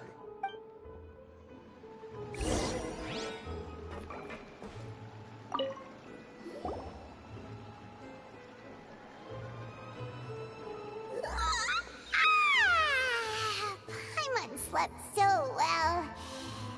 This place feels almost too safe. Huh? Navia? Where did the other two go? I sent them back to Poisson. It's Spina de Rosula's place of origin, and where we have our headquarters. There's not much for them to do here at the moment. Paimon gets the feeling that you're just trying to get them off your back, but never mind. No, I just returned after going out for a while. I did some investigating yesterday regarding the name Vacher. Wait, so you didn't sleep at all? How could I after having such critical new evidence appear? Guess Paimon wasn't speaking for everyone just now, huh? Unfortunately, this name seems to have been wiped from existence. It doesn't seem to have a match anywhere. I suspect that those behind this have already taken steps to hinder an investigation from this angle. But that does prove that this Vacher person is a key witness in the incident. Does that mean we're too late, though? No. There is one ray of hope. One place in Fontaine that they would find almost impossible to threaten, no matter how much they wanted to. And that is the archives kept by Chief Justice Neuvillette. A place where detailed files on all the cases in recent years are kept. If the Oceanette you met is one of the young women who went missing recently, we should be able to find some related information there. So Neuvillette maintains an archive of case files? Whew. Guess that's the hard-working Chief Justice for you. In that case, let's go talk to him, shall we? Aren't you coming along, Navia? Did you get tired? No, it's nothing. Let's go see the Honorable Chief Justice.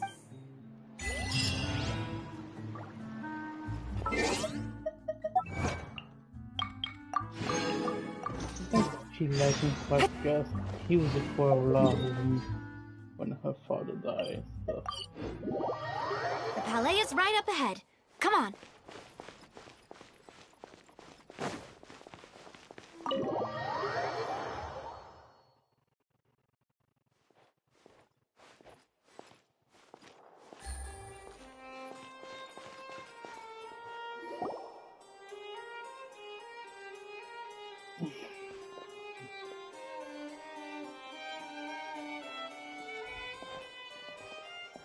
Halt! Please state your business here. The Chief Justice is presently occupied with official matters. Huh. This place does look pretty heavily guarded. Guess that proves that Nervalet's files are really secure. Hey, don't you recognize us? Huh? Who are you? Just to be clear, I don't care who you are or who you might be related to. Our rules make no exceptions. See? They've got great discipline, too. Yep. Anyone can tell. If you're here just to crack jokes, I can point you towards the exit. Unlike some, we're busy, so please leave if you don't have a reason to be here. No. What I meant to say is, shouldn't you remember us from a few days ago? We were at the trial of the great magician Linny. Oh, yes, I remember. I read about it in the Steambird. You must be Linny's attorneys. It's all coming back to me now. We're here today to report and archive some information on a follow-up case. Huh. Is that even a thing? Of course. Don't worry. We're here on official business. You can trust us. All right then, I'll let you through. The Chief Justice is just inside. Thanks so much.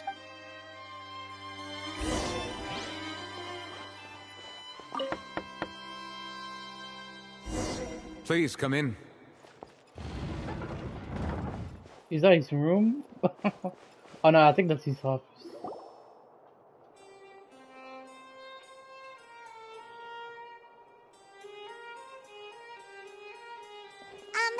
Sorry to barge in, Monsieur Nervalet. We only lied to get in because we didn't know. It's all right. Please let me know how I may be of assistance. So you're not mad at— We're looking for a man called Vacher. He may have been an eyewitness in the serial disappearances case. If we can find him, we may be able to unearth some key information. Ah, I see. In that case, please wait here a moment while I browse through the files.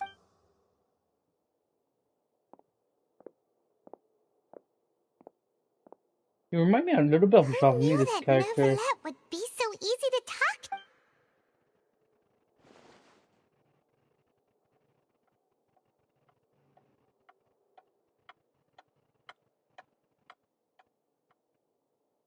Unfortunately, I'm quite certain that no one by the name of Vacher has been involved in any case, criminal or civil, in the past several years. There are no records of him either in the files or in my memory. Traveler, what if it was really just a dream? Is that so? All right then. Thank you so much, Monsieur Neuvillette. We'll take our leave now. Ahem.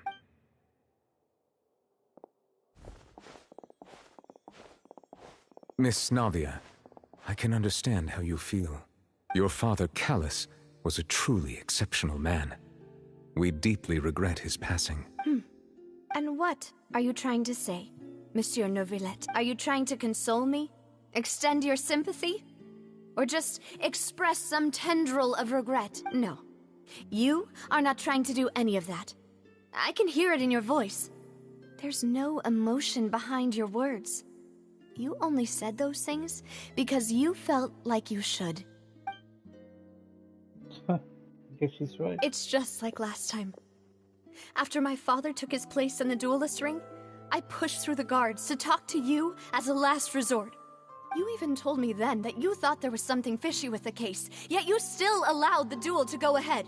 In your eyes, the value of a human life is nothing compared to those cold laws you hold so dear. If you truly regret my father's death, then why didn't you call a stop to the duel?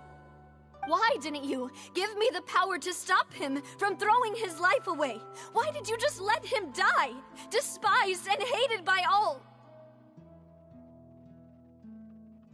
Everything was hanging on a thread at that moment. Just the tiniest effort could have changed everything. There are still so many things I never got to tell him. So many questions he still owes me answers to. If you really have no heart, then just look me in the eyes. I, Navia, will show you the true meaning of regret.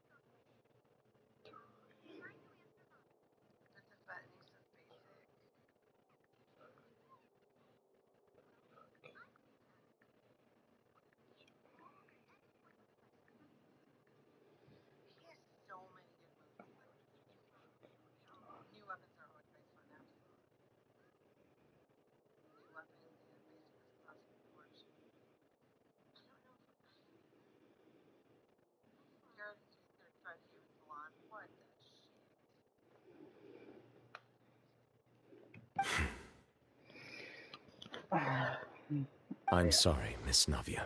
You and my father are truly alike. You keep all kinds of things in your heart and never say a word to anyone. It's not so much that you can't feel, but that you would never express anything. They don't try to. Yeah, maybe they don't try to express their feelings. Oh well. In any case, everyone already knows full well the apathy of the Chief Justice. My apologies for taking my emotions out on you, Monsieur Chief Justice. Let's go, Traveler and Paimon. She has been holding that back until she's, you know.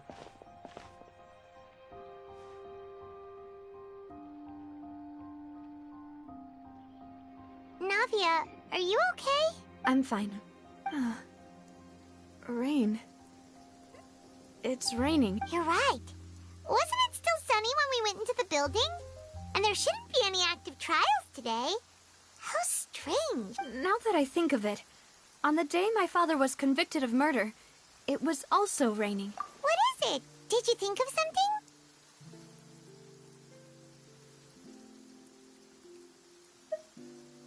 Yeah, he was outside. It was uncovered and the rain could fall there. Why? Do you think the rain could have affected the crime scene? That thought has occurred to us before. We've even expanded the search area to try to account for that, but didn't find anything of value. Oh? Wait. You don't mean... So you're saying that the true murderer could have been turned into water? And then got washed away with the rain? Yeah. And if that's what had happened, then no one would have believed your dad, even if he explained what he saw to the authorities. I really think I found a true genius for a partner. You're completely right. How did I not connect the dots earlier? All right, let's go to Poisson.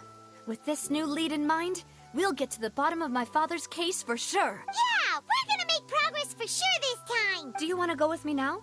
Or do you want to head over by yourself later?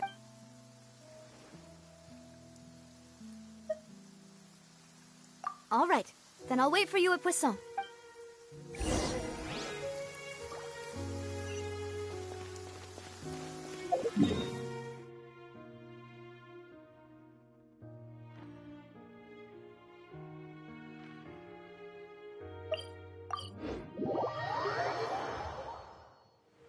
There's someone on here.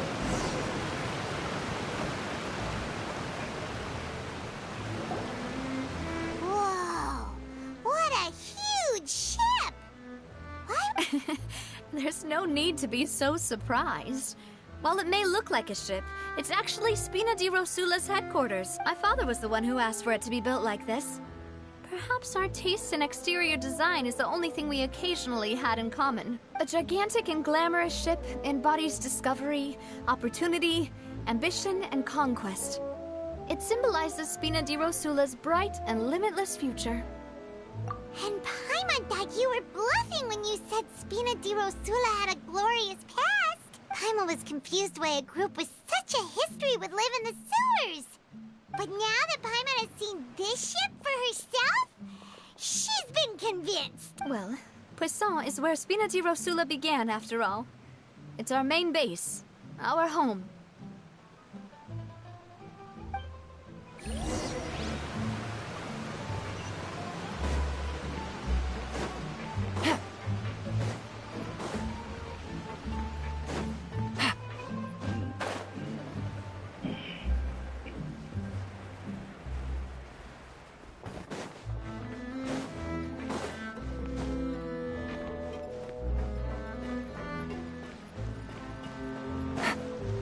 Take it easy.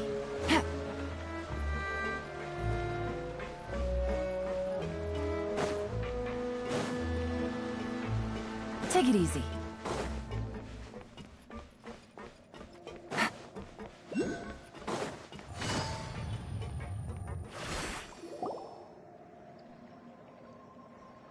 Melus, we're back!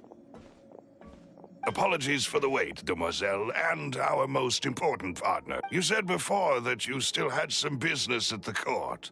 What brings you back to Poisson so quickly? About that. It's because my partner here reminded me of something really important.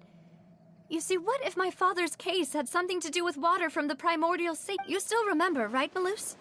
On that night, it was raining? Yes, the case was quite similar to that of Mr. Linney's. Both were what you'd call impossible murders. Could you tell us a bit more about what happened before? Yeah, of course. Many years ago, something called synth began to gain popularity in Poisson. At a glance, it was a kind of drink that could excite your mood and produce many pleasant hallucinations. Wait! Didn't that guard guy who turned into water also mention that the primordial water could be used to produce some kind of potion? Yes, he did.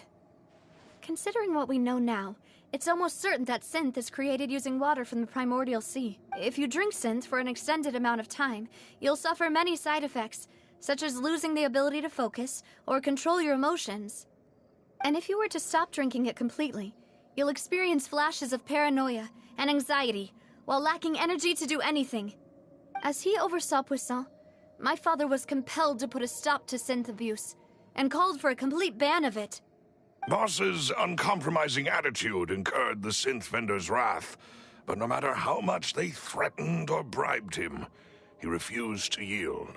Not only that, Boss became determined to find the mastermind behind the synth operation and put an end to the problem once and for all. Yes, but the enemy was very cunning. So he could never get anything out of the dealers, all of whom only sold the stuff and weren't privy to the rest of the operation. Recognizing that, my father decided to contact the dealers in secret and cultivate personal relationships with them. Finally, he was able to convince someone to become his informant. The man's name was Jacques. He felt greatly ashamed about his work after seeing many families destroyed by synth abuse. That night, my father hosted a banquet at his countryside estate. He planned to meet up and exchange information with Jacques over some food. But then, we heard 2 gunshots from the courtyard.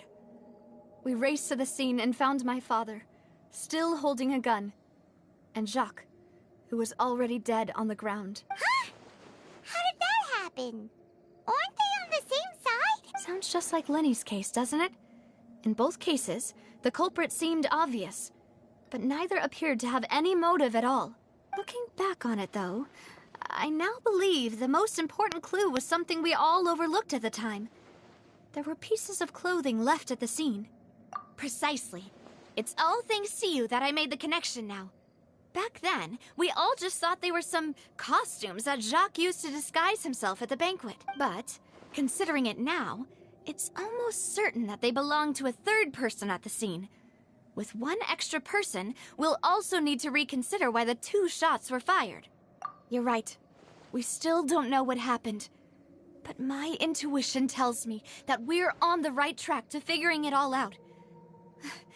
I'm finally headed towards the truth. Jacques was an empathetic man who was infinitely remorseful for his past actions.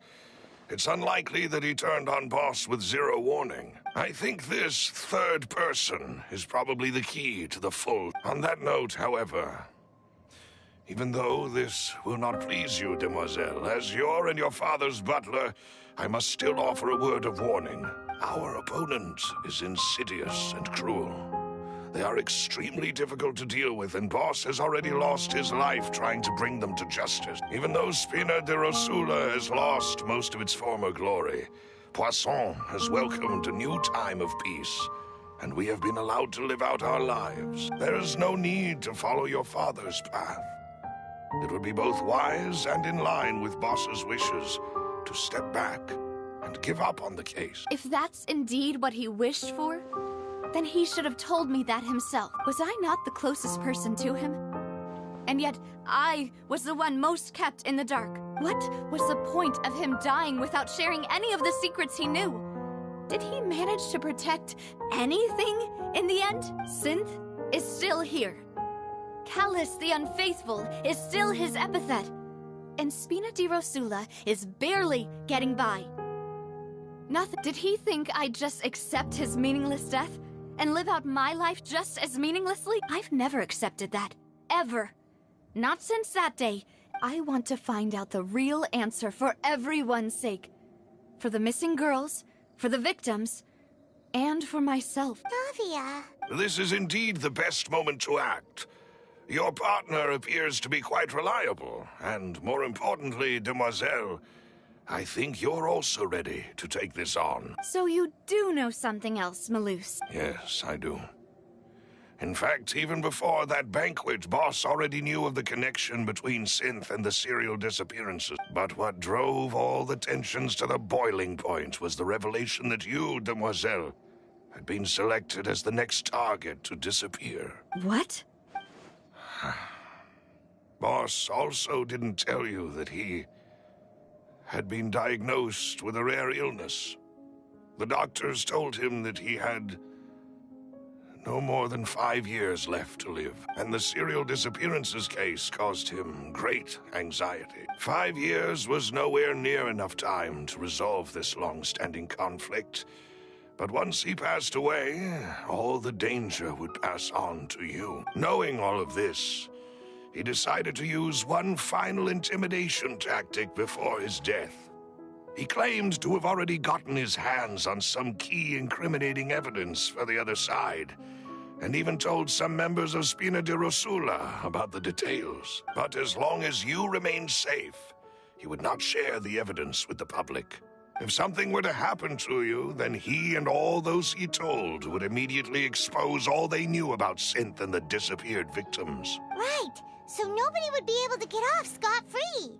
As we've seen, Boss's tactic has worked. Even though Boss has been gone for a long time, the other side has not tried to take Demoiselle's life. No, I don't believe it. He never appeared to look sick to me. No father wants their daughter to see them weak and haggard, especially someone as proud as Boss. To him, dying in a duel and suffering lasting dishonor as the Unfaithful was still far preferable than losing face in front of his daughter. So he chose to die in silence, so that he could protect me. I'm afraid you're not understanding this correctly, Demoiselle. What Boss wanted to hand to you was not a parasol, but a sword. If Boss's spirit could hear you telling me that you want to find the answer for the sake of everyone involved, I'm sure he'd be extremely proud. That fool. Couldn't he have just given it to me straight? No. He might have set up everything precisely because he never thought I'd be able to understand him. Is that the amount of confidence he had in me? And what if I was never able to make it to where I am now? Yeah. I suppose that's true. With the way he'd set things up, if I had wanted, I could have just lived out my life without a care in the world. But thankfully, he rarely talked to me about complex matters, and thus understood little of me as a person. In this case, he really didn't need to give me an easy way out. Malus, what was the key evidence that he shared with you? It's the location where Synth is produced. When he was threatening the enemy, Boss didn't share the specifics of the incriminating evidence. But if you want to use it against the enemy, you'll still have to take several things into consideration. Why? If we know where the place is, can't we just go storming in? You mustn't forget that we're fighting against a mysterious and dangerous organization that's been in operation for decades. There's no telling what might be lying in wait at their headquarters. We also have no idea what kind of evidence we may be able to find inside, nor what people we may be able to capture. But a single visit to their headquarters would be tantamount to a formal declaration of war. The worst case would be that we leave empty-handed, but also open ourselves up to full retaliation. Then, in that case, Why not work with the Fontaine authorities? Well, you saw one of them dissolve during Mr. Linney's case. We have no idea just how thoroughly they may have been infiltrated. Huh. That's true. Seems my father really had no choice, but things are different now. It should be a lot easier to prove the other side's guilt, now that we've connected Synth with the disappearances case. You sound like you've put a lot of thought into this, Malus. I am the butler, after all. I live but to serve the boss and Demoiselle's will. I've always been willing to take on any kind of risk for your sake. But considering my relative lack of ability, I've spent my time keeping secrets, performing basic investigations, and waiting for the right time to come. Thank you for all of that, Malus. Have you discovered anything new in the past few years? Let me think. One conclusion I came to was that the enemy must be quite familiar with Spina di Rosula, or at least have an informant planted here. When I announced orders to the organization's members on Demoiselle's behalf, I used to deliberately keep a few people in the dark. If the vendors didn't change their plans, then the individuals informed of our orders must be innocent. If the vendors packed up and fled, however, then someone must have given them the news. After several rounds of testing and investigative tracing, I've narrowed the suspect list down to 3 people. The first is Florent, Spina di Rosula's senior advisor. Huh? Florent? Yes, surprising, isn't it?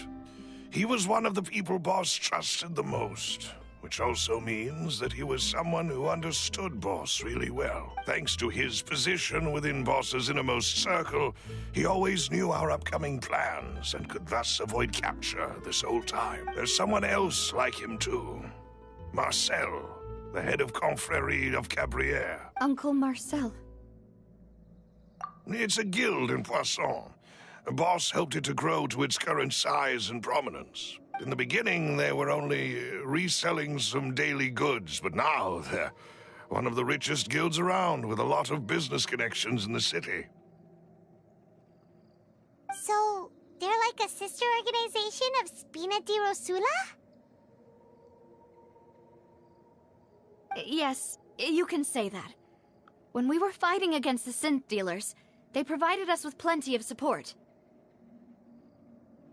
It's a bit difficult to imagine someone using their own money to hunt down themselves. The final suspect is Thierry, the man responsible for coordinating information between Spina di Rosula and the guards. Although the guards mostly leave us to our own devices, there are still many activities we have to report to the local authorities. Since Thierry is always in the know about our current activities, he could theoretically always plan one step ahead. I see. These are all people who I communicate with quite regularly. To think that the enemy we've been fighting against has been right next to me all along, among those I trust the most. It's almost too hard to believe. If you want to investigate them, please take every precaution to not alert the quarry. Of course. And thank you, Malus. You've provided us with a lot of great information. You're too kind, my lady. I'm just doing my duty. And before I forget, proving Boss's innocence would also mean clearing him of blame in Jacques' death. After that incident, Jacques' wife and daughter were taken into the Spina's care. They still live in Poisson today. If it might help, you could also pay them a visit. I can make the necessary arrangement. Oh, thank you so much, Malus. You really are the best. A new case awaits, my dear partner. I hope we can work together to uncover the truth and end this case once and for all. Are we doing this again? Okay.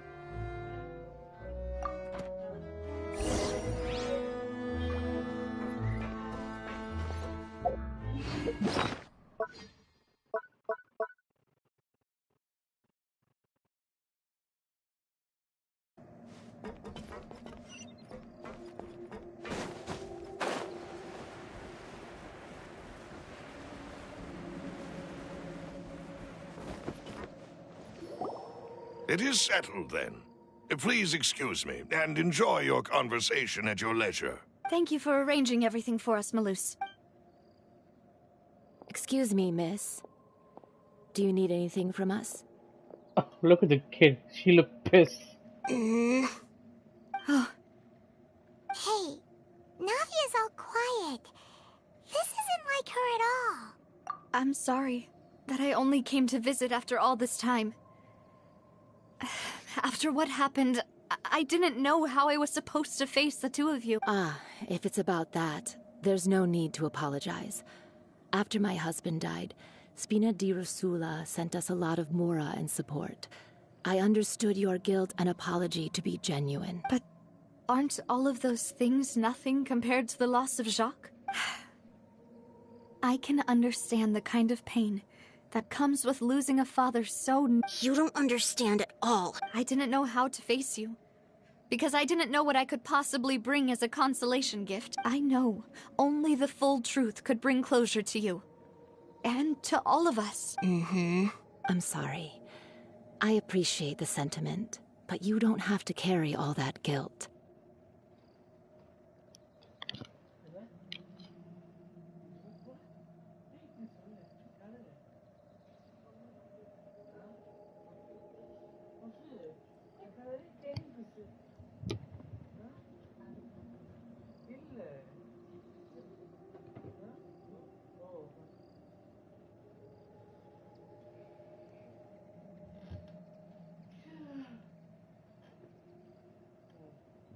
On the matter regarding my husband, my daughter and I have more or less found our answer already. Would you mind sharing it with me? I really can't believe that my father could ever bring himself to shoot Jacques. I always knew that my husband's money was earned through others' suffering. He told me countless times that if he could turn back the clock, he would never go into the synth business again. He had many regrets, and felt that he took the idea of providing for his family too literally.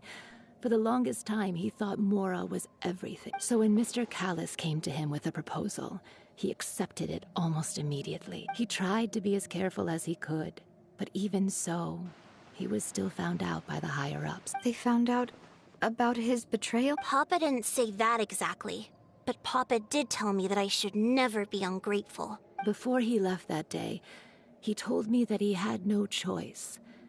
It was only later that I realized it was his final farewell to the two of us. I don't know that for sure, but you could say that's the conclusion I eventually came to.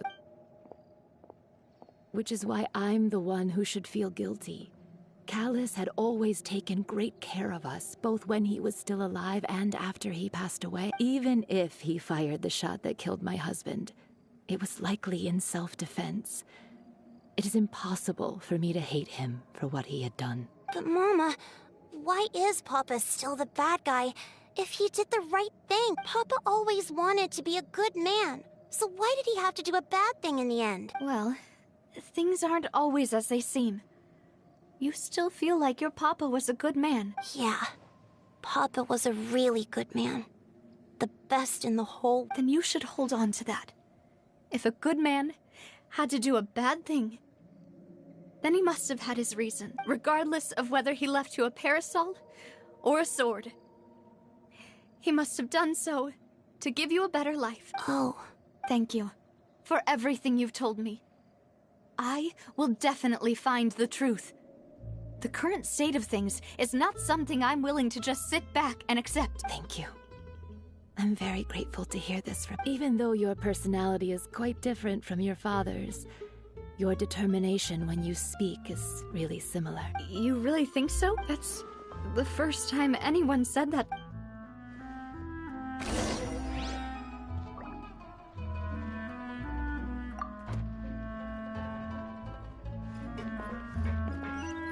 Are you okay, Navia? I'm fine. Don't worry. Let's investigate the 3 suspects next. Florent should be nearby, and we should be able to find Thierry and Uncle Marcel in the city. I'll get my... Greetings, boss. How may I be of assistance today? I'm sure you've heard about what happened at the Opera House? Someone got turned into water right in front of us. Yeah, I've heard. With something that dramatic, I'm sure journalists will milk it for all it's worth. And it'll be all the talk for the next several weeks. It also reminded me, on the day that the incident happened with my father, it was raining outside. And we found some clothes left at the scene. After my partner here put the dots together for me, I feel like we should try to reopen his case. Can you do me a favor and try to recall what happened that night? Let me think. Mr. Callus was feeling pretty upbeat that day. So he was drinking and bantering away with us at the table. After that, he told us that he wanted to go get some fresh air. So we let him go without thinking much of it. Who knew that we would hear 2 gunshots ring out right after? My first reaction was that Mr. Callus's life was in danger.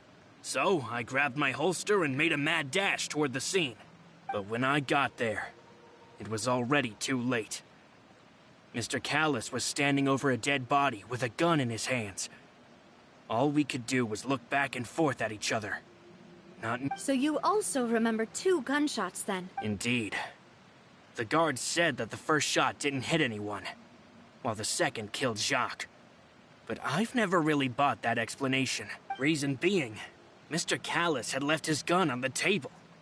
I even made sure to confirm that before running to the scene. But according to the guards, that doesn't mean he couldn't have had other guns on his person. About the clothes left at the scene that you mentioned, do you think there was a third person there who was turned into water? At least from our perspective, my father had no reason to kill. So he would also have no reason to bring an extra gun with him. The gun he was holding probably belonged to Jacques, or a third person on the scene. Yeah, that makes a lot of sense. So you're saying Mr. Callus ended up with the gun because he seized it from one of the other guys? But hold on.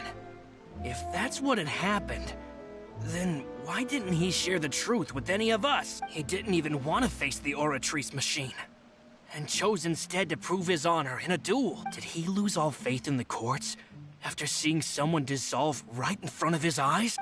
About that, Malus told me a thing or two. So, I think I can understand why he committed to the duel. I'll tell you everything, once the whole truth has been revealed. I understand. Then, I'll leave Mr. Callus's honor in your hands, boss. And if I may just say one more thing.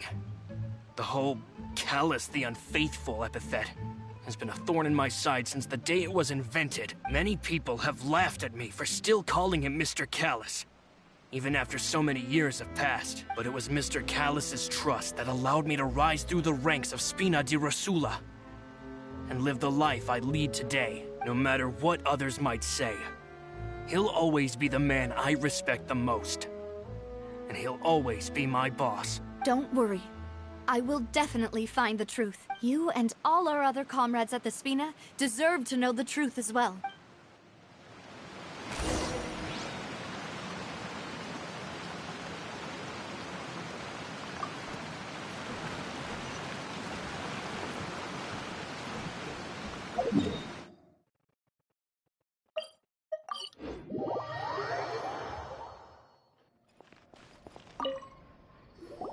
Hey, Thierry, it's me.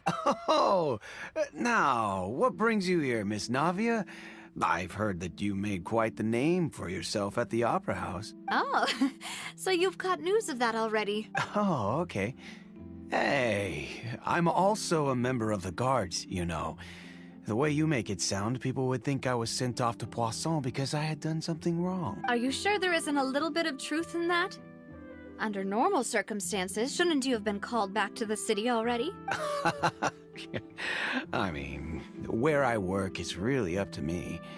Let's just say I enjoy the ambiance of Poisson. Callus did a fantastic job running the town, building Spina di Rosula from the ground up and clearing many obstructions in my way. It would be next to impossible for me to find a similarly easy but high-paying job in the city. Anyway, enough chit-chat. Are these 2 friends of yours? You, here for some formal business? Yes. These 2 are my partner. What happened at the Opera House made us realize that Linny's case and my father's may be related. We're trying to reinvestigate the details of my father's old case. Ah, I get it. You think there might be more to the case now that we know people can be dissolved into water, right? I was also flabbergasted when I first heard of it. If you want to go through the original files from your father's case, I can help you look for them. That'd be much appreciated. Thank you. Actually, I have another question. Do you have the authority to dispatch Gardamex? Of course. Without them, I couldn't possibly handle Poisson on my own. Why do you ask? We definitely can't use them to forcefully get more evidence for your father's case. Well, you see, just recently, we were attacked by a horde of unnumbered Gardamex in the city. So, if you hypothetically wanted to do something against me, all you would need to do was get rid of the mecha serial numbers and send them after me. Then you think too highly of my abilities.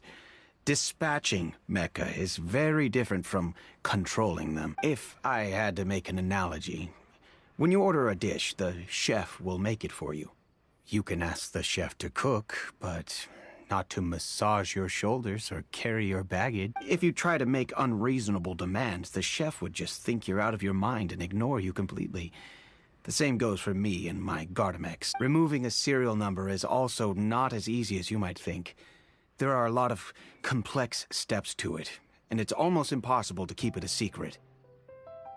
So I can promise you, those mecha were definitely private units. They're certainly not cheap. So, whoever their owner is must be super rich, powerful, or both. Now that you mention it, though, being in the synth business would definitely be profitable enough to afford this. Oh, then you're officially in the clear, Thierry. Oh, well, thank you for the vote of confidence, Navia. Jokes aside, I'd like to wish you all the best with your investigation. I'll be staying in the city for a little while, so just come find me if you need any support from the guards.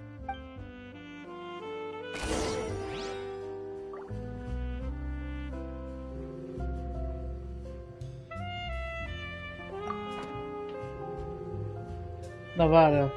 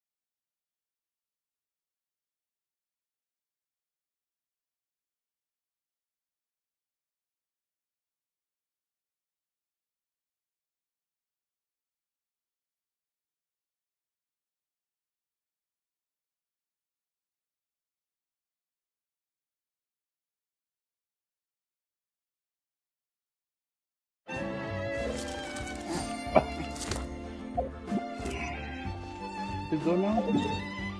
Oh, alright, let's go. I ate so much, I think.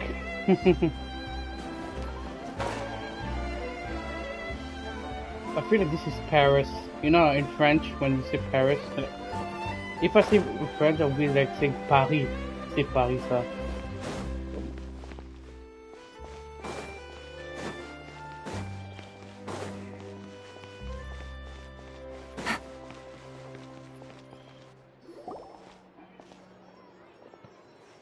Hello. How may I help you? I'm here to see Marcel. Could you please let him know? You can just say Navia's looking for him. Sure. I will let him know right away.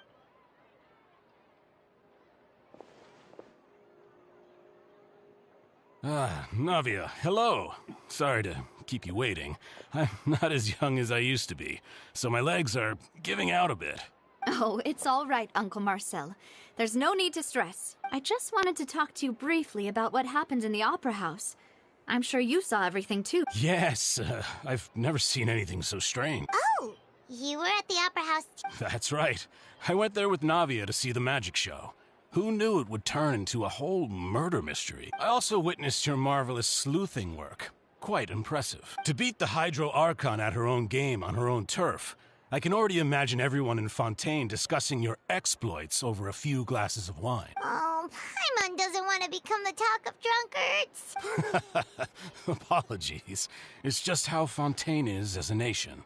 Everyone loves drama and theatrics. I feel like for this, it's that kind of nation. Uncle you know? Marcel, you've also noticed that other thing, right? The fact that humans can dissolve in water? Yes. I was reminded of your father's case right away. Is that what you're investigating now? Exactly. I still don't have much solid proof, but I can sense that the other side has already begun to act. Oh, and what makes you... We were attacked on Araneus by some unnumbered Gardamex. And there was also an attempt to get me to drink water from the primordial sea. If not for the vigilance of my partner, I probably wouldn't even be here talking to you right now. Oh, you're giving us too much credit. Wasn't it you who protected... Alas, it seems things are heating up again. The peace that Callus sought so dearly will soon become a thing of the past. But rest assured, Navia, Poisson will always remain a safe haven for you. If you're scared, you can always return there. If anyone dares to lay their hands on you there, the Confrérie of Cabrières will use its funds to the last Mora to bring them to justice. Thank you, Uncle Marcel. But I don't intend to go into hiding. I'm going to strike while the iron's hot. Do you have any new thoughts on... About that. Sorry, my age is catching up with me, so it'll take me a while to recall my memory. The Confrérie was responsible for that banquet, so I was out and about the whole time making sure things were running smoothly. I didn't even have the time to drink with the guests. Then I heard the sound of a gunshot, and the rest was history. Oh, it's okay. No need to push yourself. We'll ask around some more. See if there are any valuable clues elsewhere. Sounds good. Just let me know if you ever need Mora. All my wealth comes from Callus's patronage and support. I'll spend however much it takes to clear his name.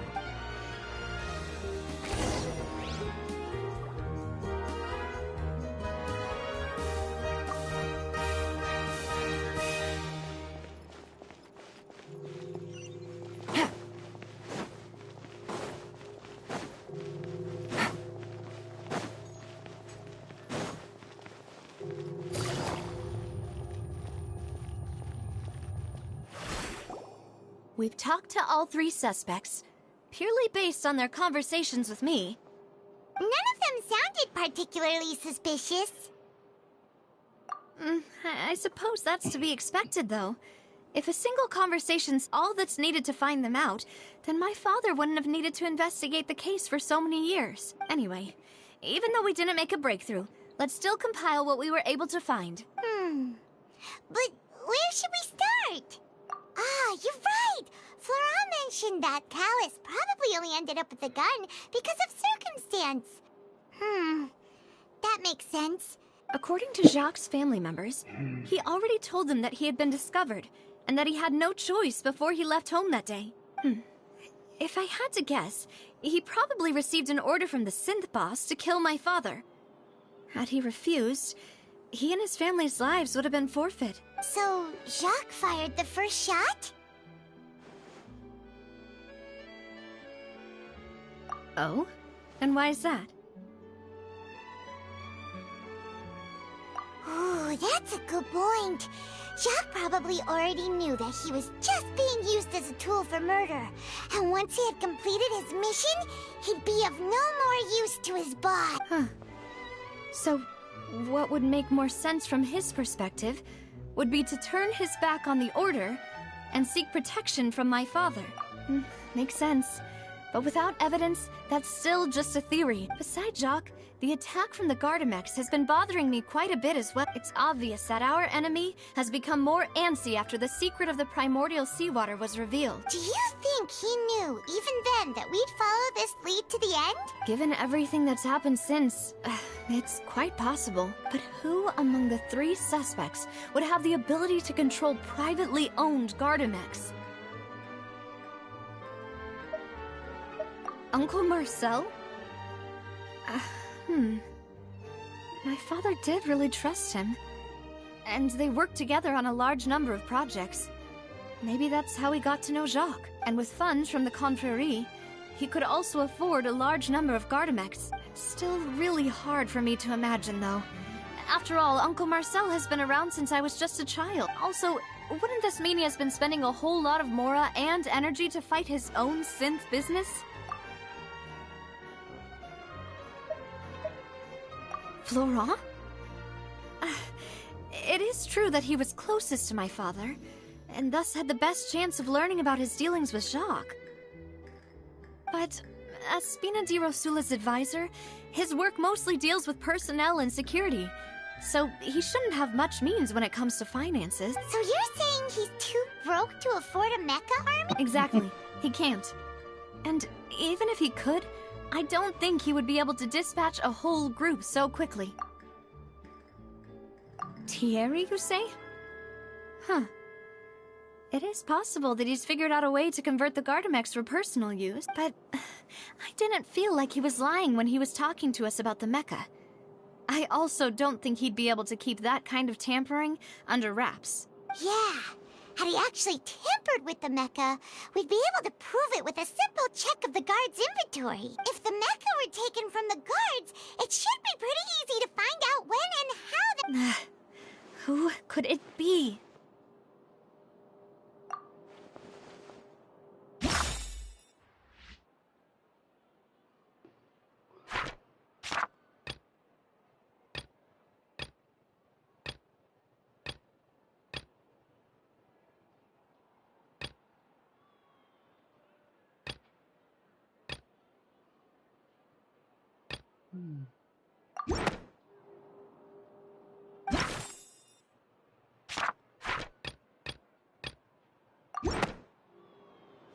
You know, if you think everything through, Uncle Marcel is indeed the most suspicious of them all. Could we be missing other suspects? Malus didn't know about the people turning into water thing when he narrowed it down to these 3, did he? Malus has always been very reliable, and his judgment of others' trustworthiness has been fair and well considered. When he laid out his case for the 3, the rationale he gave me made a lot of sense as well. The suspect is knowledgeable about the Spina's internal affairs, has the means to dispatch Mecha to assassinate us, and possesses significant intellect and foresight. Even if I don't want to believe it, I'm starting to see how things could all tie back to Uncle Marcel. Well, we still have another trump card on top of all the theorizing and speculating. Yes, Malus did say that charging straight in there would be extremely risky. But we don't have any other options right now. We need far more solid proof before we can hope to go charging in on our enemy. Navia, here you are. Oh, I've been looking for you. Huh? Aren't you the guy from the guards? Did something happen? Yeah. News came from Irenaeus just after you left. We've got another trial on our hands. Wasn't that place built specifically for holding trials? What's so newsworthy about this one? I know. But they said the person they're putting on trial is a Fatui harbinger called Tartaglia. What? Is that someone you know? Yeah, we know him. Maybe even a little too well. Well, he's been accused of being the true culprit behind the serial disappearances case. It's absurd, don't you think? Wait, how? None of our investigations have had anything to do with him. That's what I thought was strange about it, so I came to tell you the news right away. If the charge against him stands, then it'll be next to impossible to get the guards to support any of our planned investigations. Right. Because they'll think they've already found the culprit. Yeah. And it'll be a lot harder then to clear Mr. Callus's name. I understand. Well, partner, what do you think we should do? Huh? Split up? What do you mean?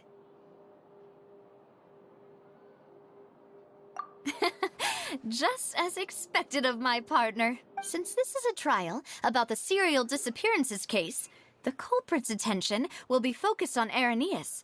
You're right. This is our best opportunity.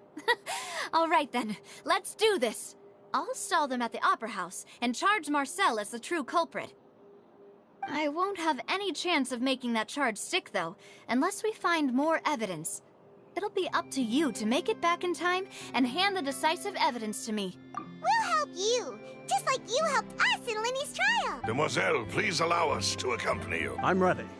Ah, Malou, Silver, when did you two get here? We heard that you'll be leaving Poisson and figured that you might require our assistance. It's our hope that your confidence will be bolstered with the two of us by your side. Thank you so much. Then, let's make haste for Irenaeus. Paimon, Traveler, I'll see you at the Opera House. See you then!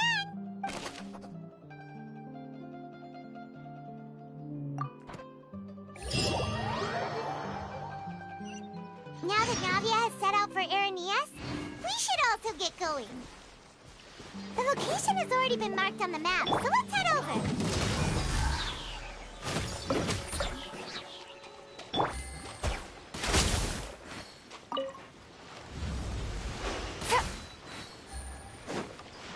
Take it easy.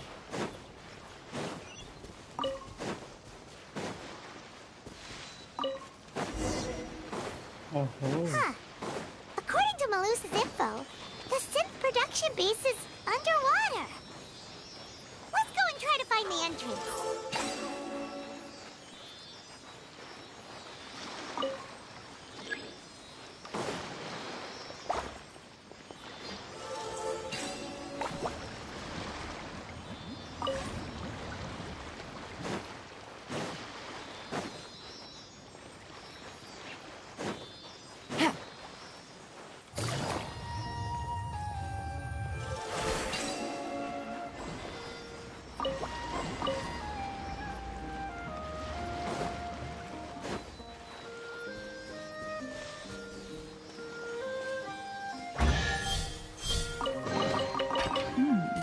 Easy money.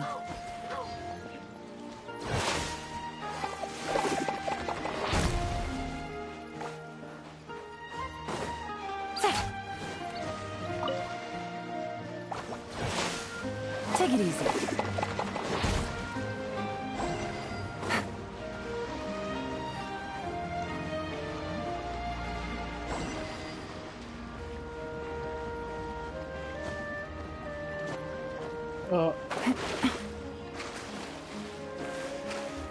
I think I got sick from them. Take it easy.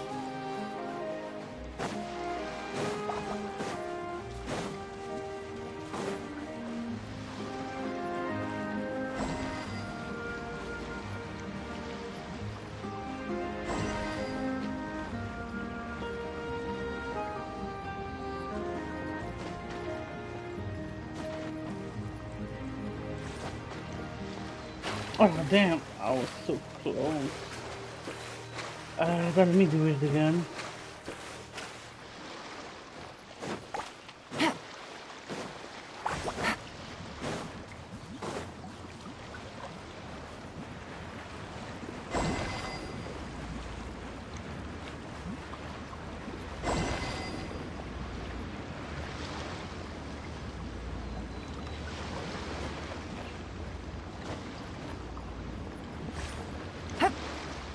Oh wait. Yeah, it's fine. I'm gonna do another time.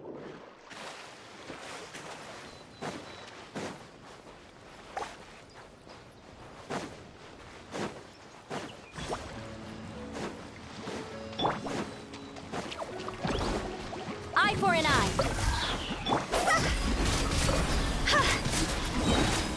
Higher, higher, hands on fire!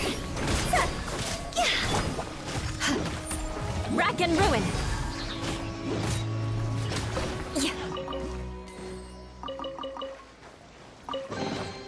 I can put these to good use.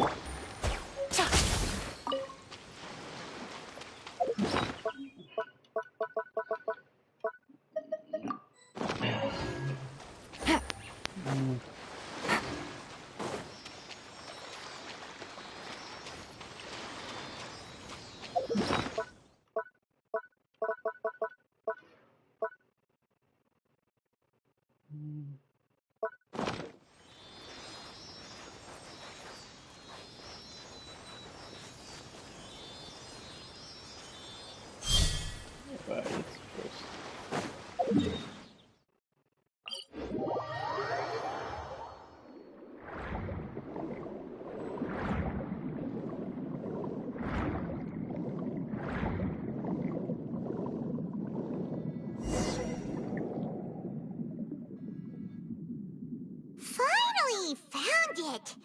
Huh. So this is the entrance that leads to the synth production base. It sure doesn't seem out of the ordinary at all. Ah, you're right. An important place like this is bound to have a ton of protective measures and mechanism. Navia's probably arguing up a storm right now to stall for us.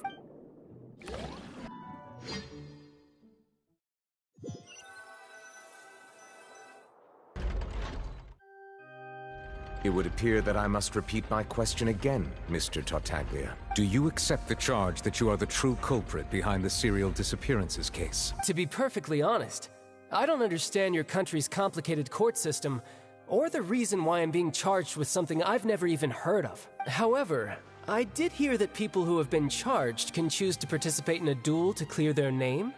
Is that right? In which case, as long as I accept the charge, I can have an all-out fight with that champion duelist Clorend, right? I've got to admit, that's one of the most enticing offers I've ever received. When I privately sparred with her last time, she was obviously holding back. Real disappointing. Hey! Don't you understand? You're currently the prime suspect for a major case. This isn't the place for you to be looking for fight. Oh? Sounds like the Hydro Archon wants to lecture me on the ways of the Opera House. Then why don't you duel me too? I'm the kind of student that learns best in the heat of battle. No. That's not what I meant. Alas, it would appear that communication with the defendant is going poorly. We have made very little progress. In that case, let me explain everything from the very beginning again. The goal of this trial is to determine the culprit behind the serial disappearances case. That case had nothing to do with him. You've got the wrong man. Huh? What's going on? Why is she interjecting again? Oh, shut up, man. I told you it couldn't be one of the Fatui Harbinger. Miss Navia, this is the second time you've interrupted the court proceedings. I only tolerated your behavior last time because you were able to provide the court with the key. But that was an exception rather than standard court protocol. I can very well charge you with contempt of court for your— Oh, please. Did you ever think I had any respect for this place's pointless theatrics? We can put that discussion aside for now. I'm not here to argue with you. I'm here to charge the true culprit behind the serial disappearances case. And if my charges prove true, then Tartaglia here will be proven innocent by default. Oh, a young lady has charged in and offered to clear my name. How fascinating. Well, I'd gotten half bored to death by all these rules and procedures anyway. So I'll take you up on that offer. So, Your Honor, is there nothing else for me to do? You may take a seat for now in the audience, but that doesn't mean the suspicions against you have been lifted. Now then, Miss Navia, who is the person you would like to charge instead? That person is... Oh, we're Navia?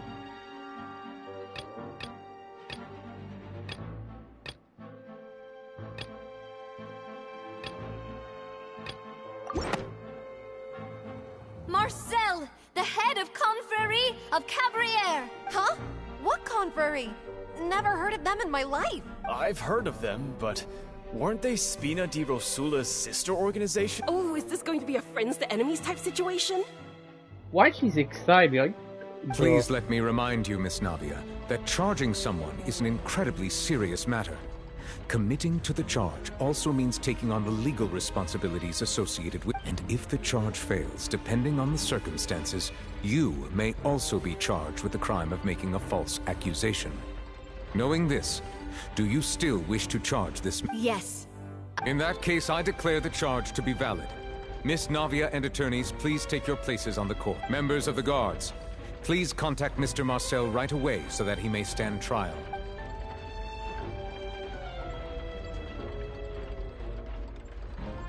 Mr. Marcel, you will not require an attorney. Is that correct? Apologies. It all just happened so quickly. I still haven't figured out what's going on. I think an attorney won't be necessary. This is probably just a misunderstanding between me and Navia. Very well. In that case, since both sides have now arrived, Miss Navia, please present your charge. I would like to take everyone back to 3 years ago, to the case of Callus the Unfaithful. Only through elucidating what really happened in that case can we connect all the dots for the serial disappearances. Navia, do you really think that I was the one who killed your father? Come on, why would I do that? Callus was my benefactor, and remember, both you and I only ran to the scene when we heard the sound of a gun. If that's enough to make me a suspect, wouldn't that make everyone at that banquet a suspect as well? I think there's no point in getting into the specifics right now. The audience doesn't even have the big picture yet. Even I'm struggling to remember some detail. Exactly correct, Your Honor. I must refresh everyone's memory about that case before I can explain my charge and reasoning. I see. In which case, I will recount the findings about that case as originally recorded by Maison Gardiennage.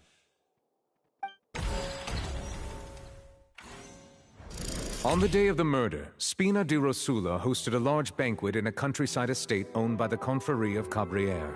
During the banquet, all attending guests heard 2 gunshots from the courtyard.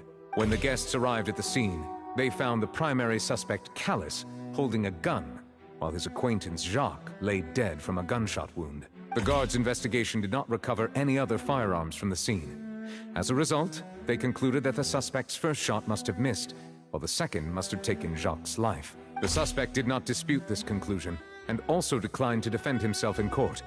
Instead, he chose to prove his innocence through a duel. Callus was defeated by champion duelist Clarande in the ensuing duel, and soon succumbed to the injuries. These are the known facts about the case.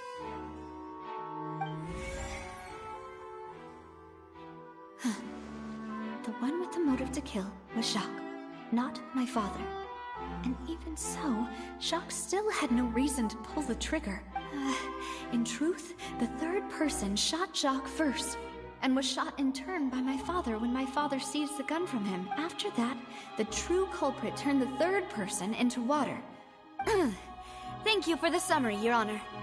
Of course, the guard's conclusion appeared quite sensible to us. However, we should revisit the case now that we've gained new information about the abilities of water from the primordial sea.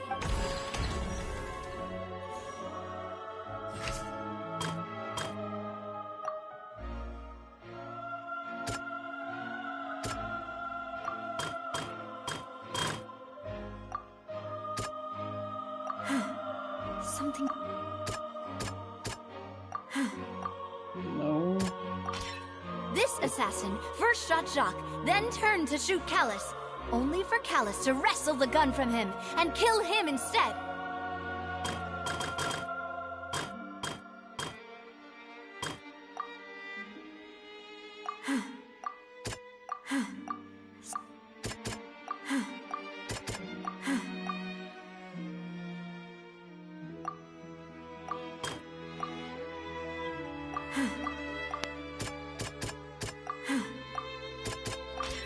The testimony of the victim's family confirms that Jacques had thoughts of assassinating Callus when he set out for the banquet. However, in the end, he reconsidered, and instead shared everything with Callus, hoping to seek the latter's protection.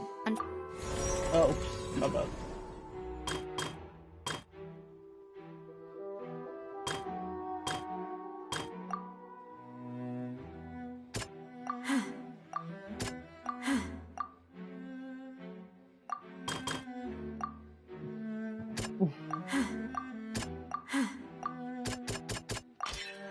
pile of clothing was found at the scene.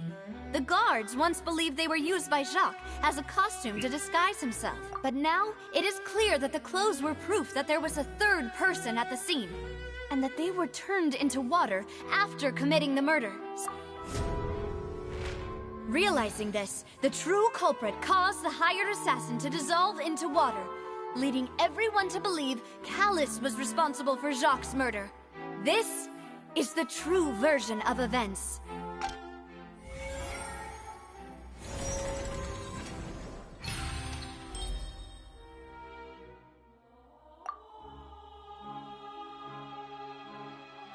So that's what happened. Wait, you're telling me something as dangerous as water from the primordial sea has been used for all these years? What a great theory. It also explains Callus's and Jacques' respective motives. I guess they didn't shoot each other after all. Mr. Marcel, you are the one being charged with the crime. You should provide a rebuttal if you wish to prove your innocence. But I think I agree with everything Navia just said. In fact, there was nothing in her speech that directly implicated me. Then, may I ask some questions? In my opinion, we primarily need to determine two things. One, do you have the evidence to back up your claim? I'm afraid not. At least not at this very moment. Boo! If you don't have any evidence, you should just go home! Oh, shut up. Who's that, bro? I may not have the evidence with me, but I know where I could go to collect it. If we look up the deserted clothes against a record of people who went missing around the same time, we should be able to find a match. Considering the serial disappearances case, the guards probably kept careful records of all missing persons from around that time, regardless of age or gender. That makes sense to me. Monsieur Neuvillette, I would consider this to be a reasonable investigative direction. Why do I feel like Farina's acting a little differently today? Maybe she's scared of embarrassing herself again? Alternatively, she's become more diligent after charging an innocent citizen in the last trial. My second question has to do with the ensuing duel.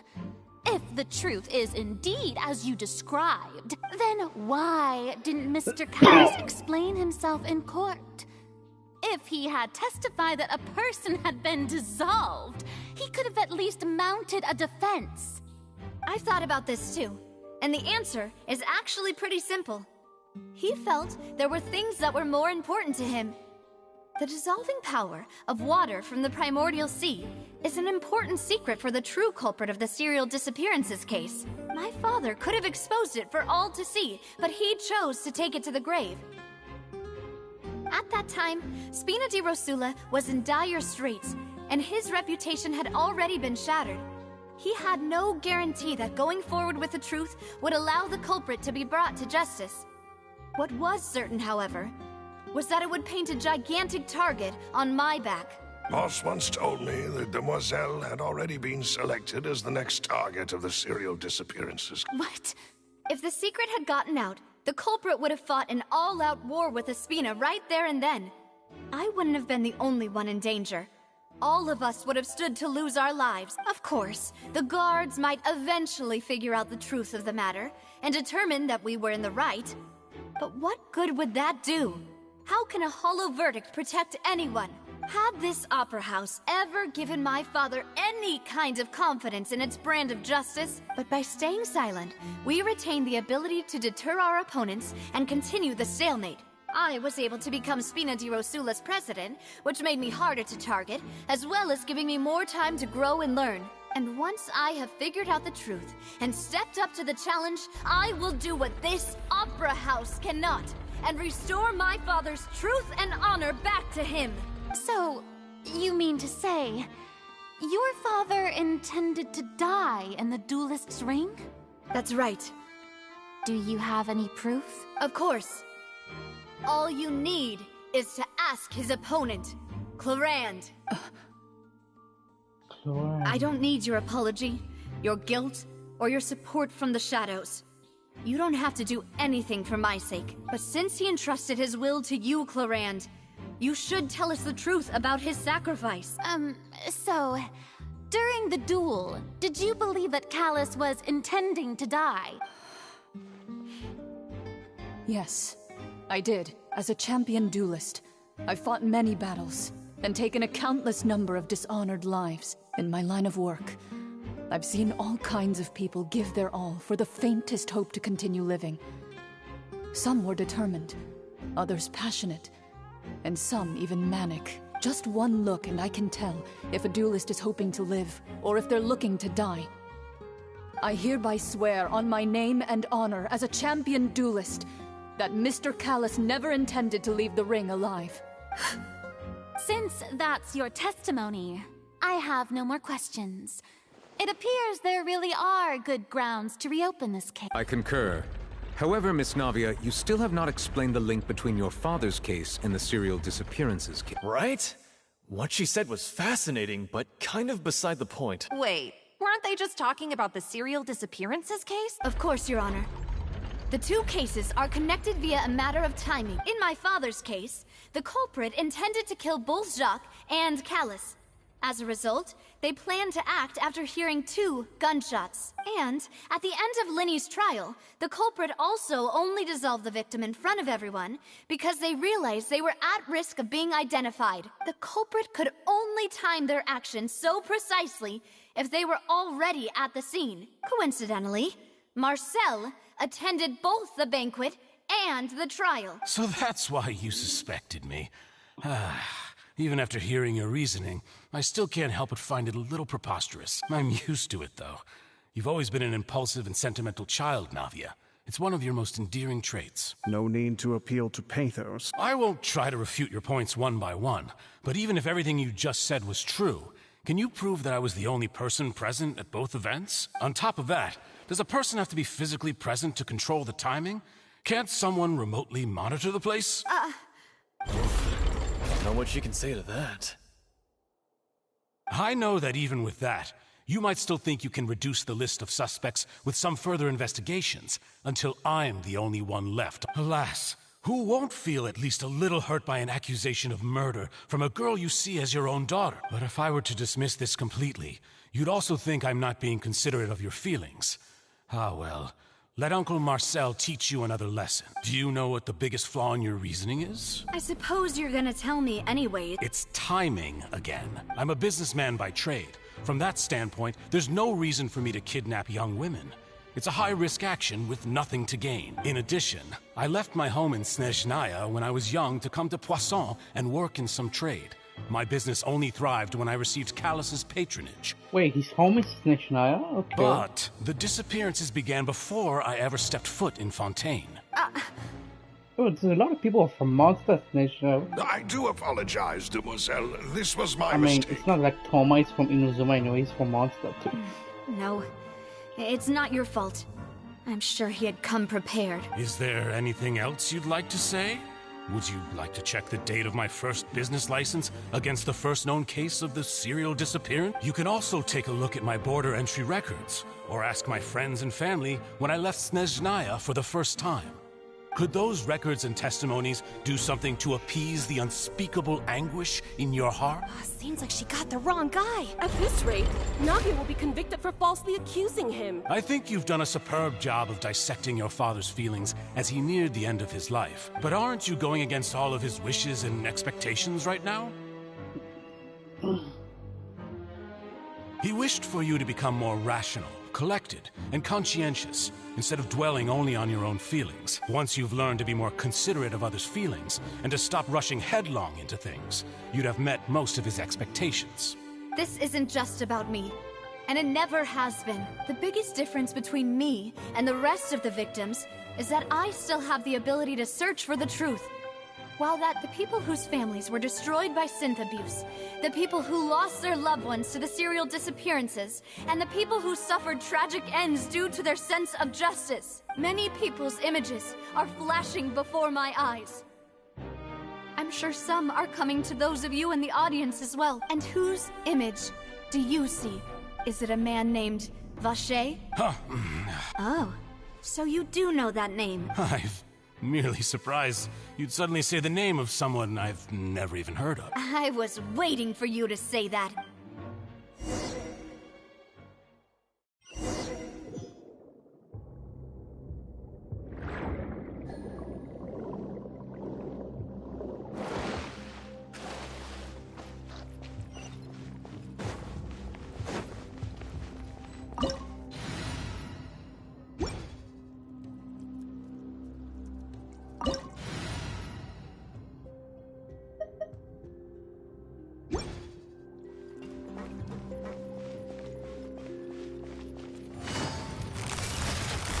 Busted. Eye for an eye. Flood of frost. Rack and ruin. Huh?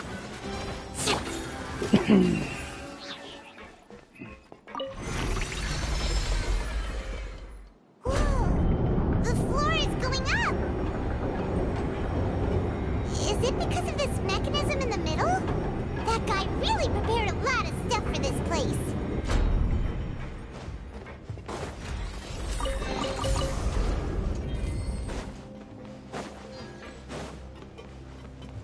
Paimon thinks we need to go up, but Paimon doesn't see a way. Let's take a look around. Maybe we'll find a hidden mechanism that'll show us the way up. Yep.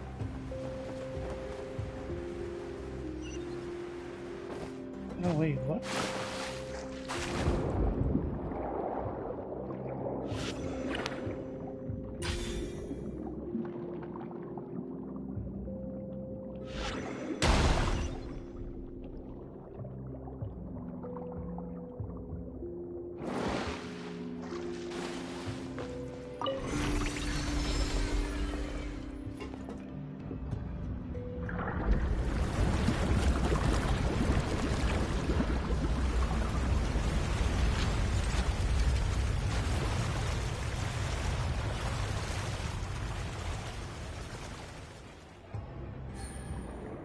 The water level is rising.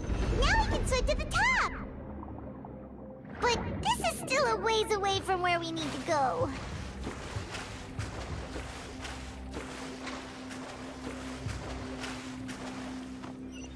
Take it easy.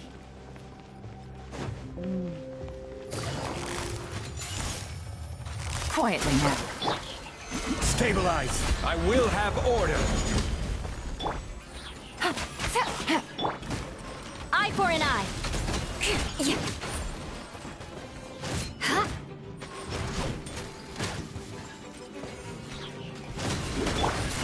Gotcha. Gloss over. Game's up. Fun's over. Busted. I condemn you. Oh, never mind. He died already.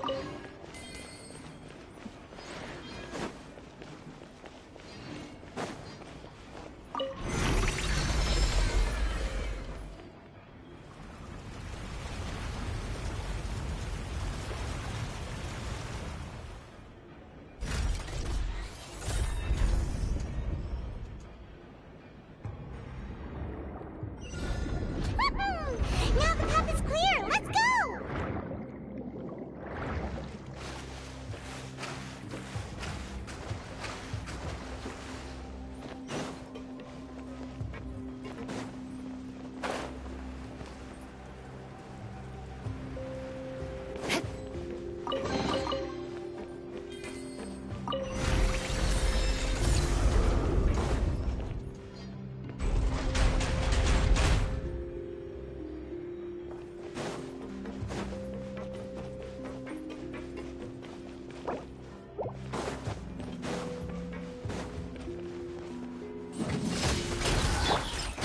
Solidify! Gotcha.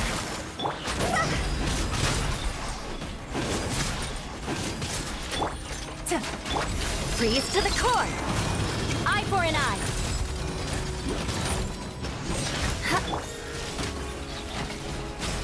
This is order! Quietly now.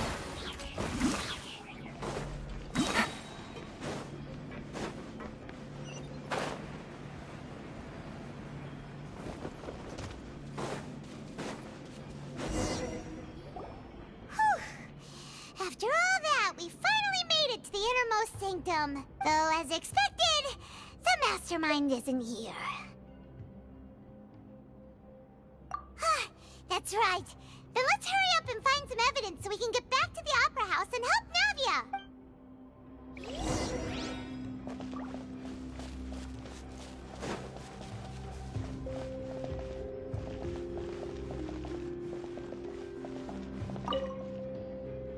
Let's see what's written here. Nothing escapes Detective Paimon's Callus. Navia's father. Oh, this seems to be an investigation report on him.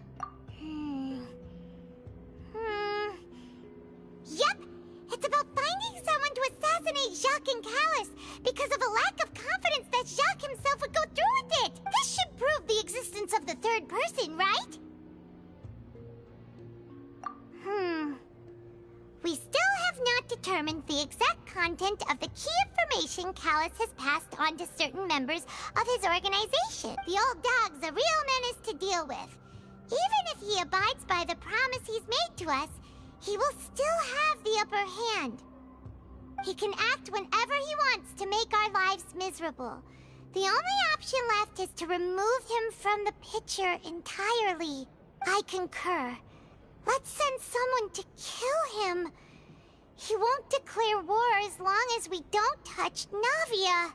Oh, seems like we've got a bunch of correspondence between the higher-ups. They're all just so evil.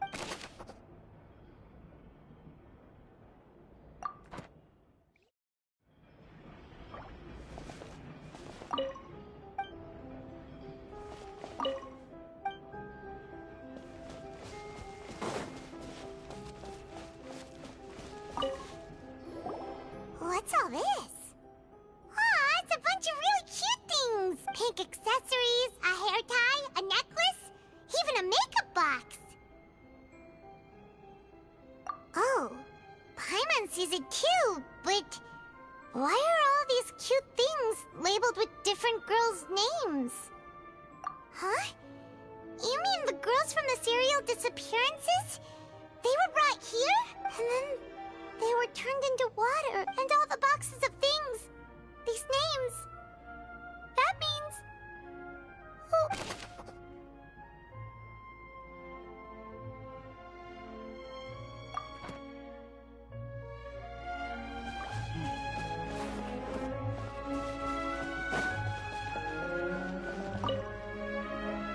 What's this over here? Looks like some kind of place for research. Experiment number 16 aims to verify Jacob Ingold's research conclusions on the primordial sea and use his theory as a foundation to achieve a breakthrough. The experiment was a failure. No individual managed to resurface from the water from the primordial sea. Female specimens 22, 23, and 24 were dissolved. Sorry, Traveler. Paimon will try her best. It's just that Paimon's never read something so scary before. How can someone write something that terrible in such a matter-of-fact tone? You read the rest. Paimon's too scared to keep going. Yeah, Paimon, you're a chicken anyway. So that's why he did all of these experiments. But did he really think he'd be able to find a way just by dissolving people over and over? That's just insane! Huh? Isn't that the name you heard by the fountain? Paimon thought he was an eyewitness in the serial disappearances case. Ah, you mean Vacher is the one who did all of these... experiments? So that's it! Vacher was no victim, but personally took his lover and... No, that's not it either! If that's the case, why would he want people to resurface from the water? In any case, Paimon will write it all down.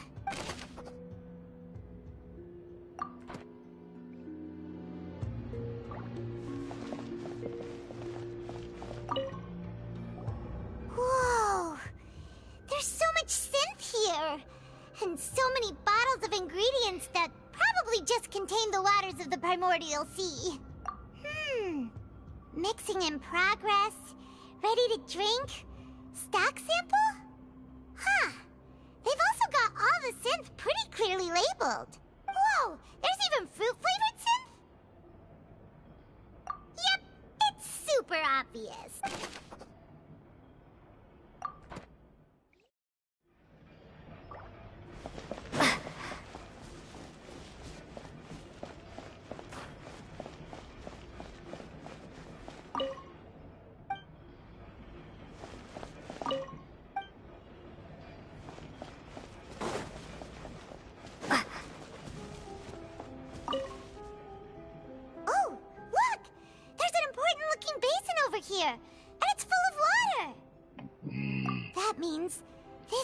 make all the synth.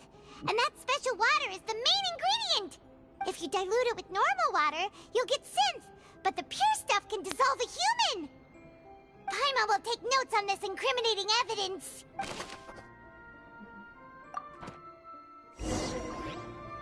We've looked at almost everything here, and it seems like our theories were spot on. But, yeah, we haven't found anything that reveals his true identity. No wonder even Neuvillette wasn't able to find anything.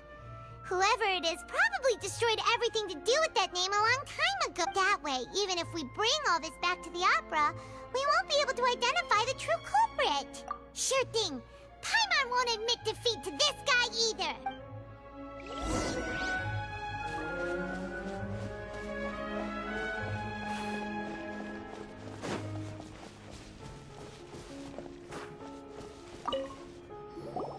You take that side and Paimon will take this side. Check everything carefully. We'll find something for sure.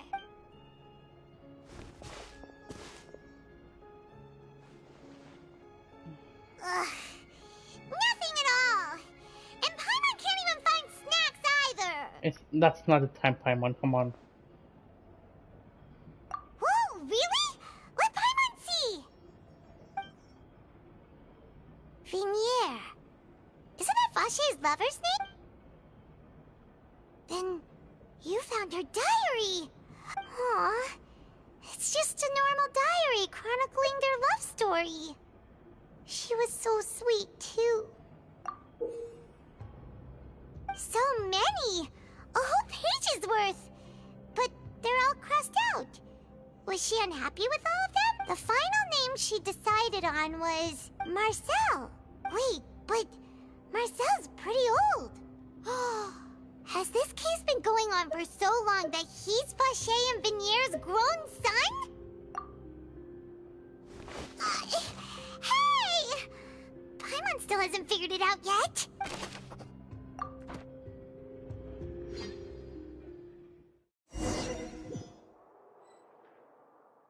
And whose image do you see, Marcel? Is it a man named Vache? Oh, so you do know that name. I'm merely surprised you'd suddenly say the name of someone I've never even heard of. I was waiting for you to say that. Navia! We're back! As expected of my partner.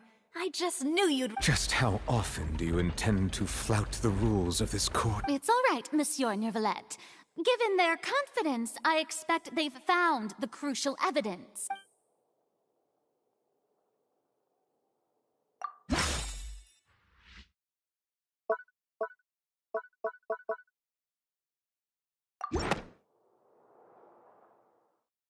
But the truth of it, Marcel, is that you've always been Vache.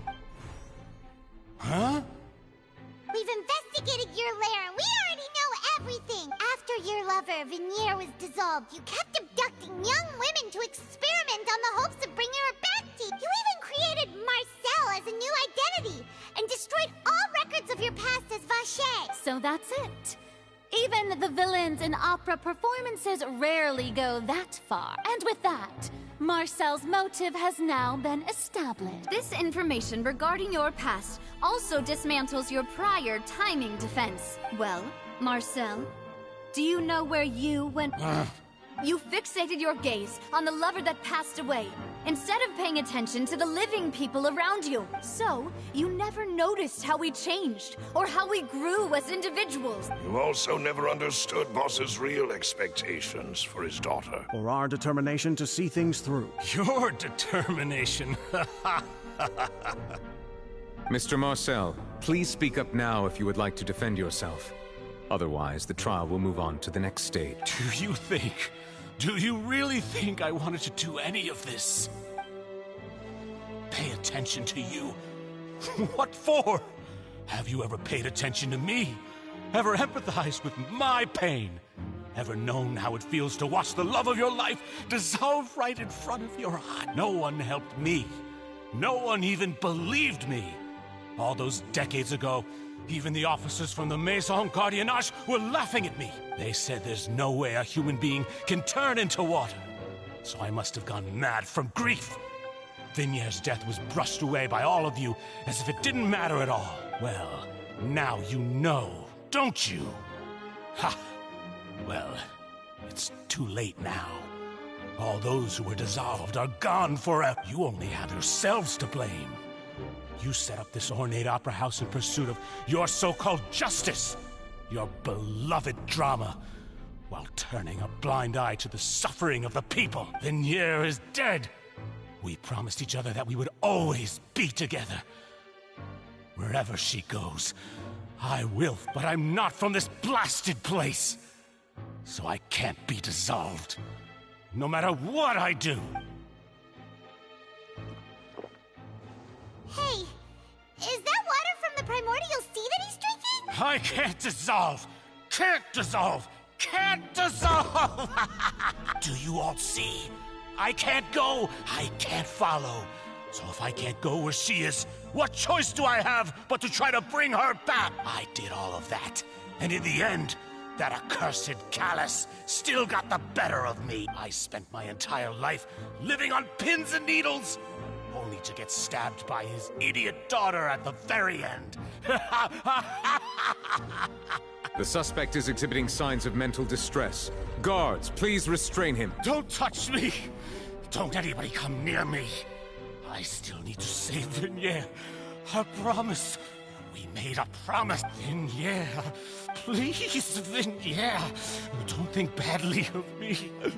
All I want to do is fulfill our promise. At this point, the verdict of this trial is clear. With Mr. Marcel's conviction, the charges against Mr. Tartaglia no longer have any basis. Fine by me. I was in a bad mood, but after a show like that, I'm actually feeling pretty good. Traveler, please submit all the evidence you have collected to the guards, so that I might review and summarize the truth behind the serial disappearance. The man now known as Marcel was originally named Vacher and worked as an adventurer with his partner and lover Vignier. During an underwater expedition, Vignier accidentally came into contact with water from the primordial sea and was dissolved in front of Vacher as a result. Vacher learned of the primordial water's existence through the work of others and began to kidnap young women for research, with the goal of discovering a method to restore Vignier back to life. To cover his tracks, he invented the new alias of Marcel and began to operate a business in Poisson. During the course of his research, Vacher discovered that a diluted concoction of water from the primordial sea can induce feelings of euphoria, and began to manufacture and market synth. However, as he accumulated wealth to fund his continued research and expanded the scope, he came into conflict with Spina di Rosula. After exchanging blows with Spina di Rosula for many years, Vacher decided to assassinate their president Callus at a banquet. Although the assassination did not go as Vacher expected, he was able to turn Callus into the murder suspect by dissolving the assassin he sent to the scene. And just recently, Vacher attempted to frame Linny as the culprit of the serial disappearances case, using a similar method. However, his attempt to frame Linny failed, and the power of water from the primordial sea became public knowledge. This case also exposed enough of Vacher's machinations that he was eventually successfully charged in court. Thus concludes the enigmatic history of the serial disappearances case. The Oratrice will now deliver the final verdict regarding the charges against Mr. Vacher.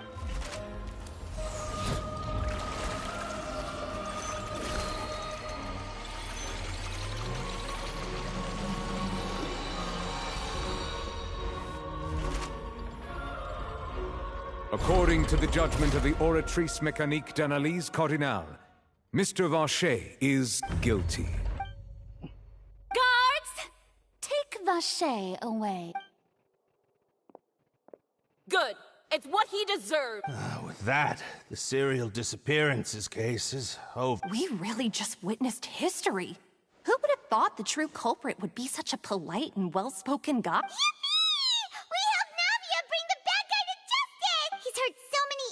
People, and now he's finally getting what he deserves. Huh? Are you okay? Demoiselle, you were absolutely brilliant. The day our late boss had always hoped for has finally come. You can rest easy now, knowing justice has been served. Yeah. It's finally over. It's all thanks to you guys.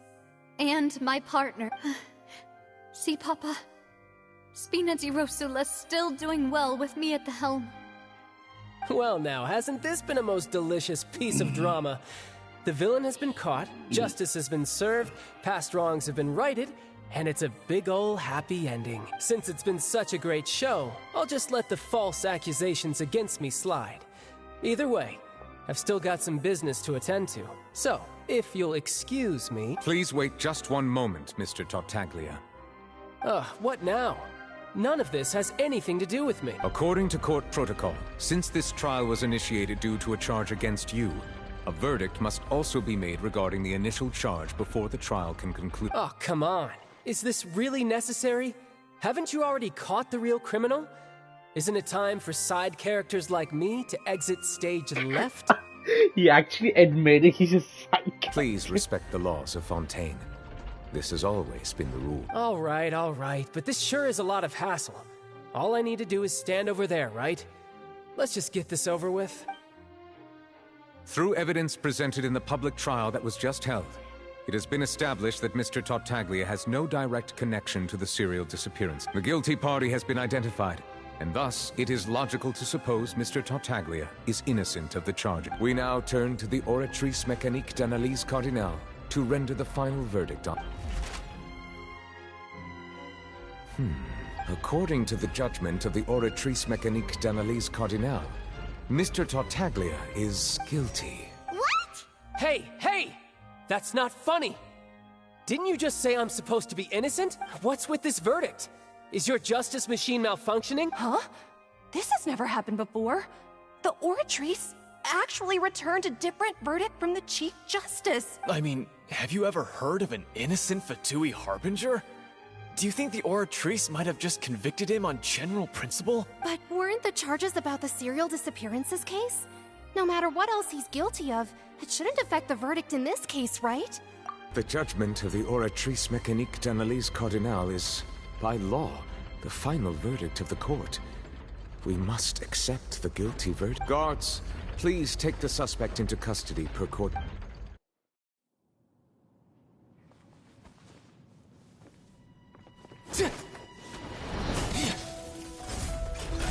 So this is how justice is done in Fontaine. What a joke. You've got your rules. Well, I've got mine too!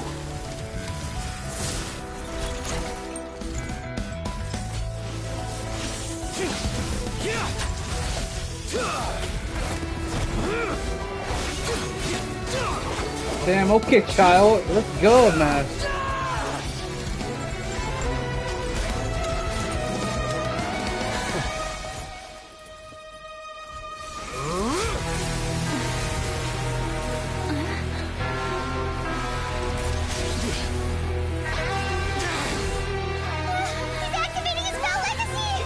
Oh shit. This guy just stepped in and just...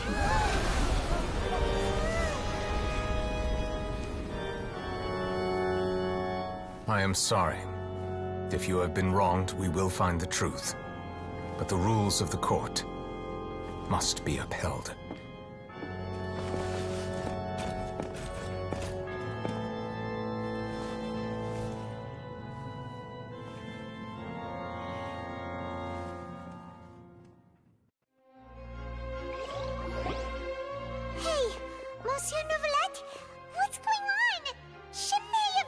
Apologies. This is also the first time I've encountered such a situation. However, according to the rules established at the conception of Fontaine's court system, the Oratrice's judgment is the final verdict of the court. All I do is follow court procedure. As for why the Oratrice arrived at the conclusion it did, you should probably ask someone more knowledgeable than me.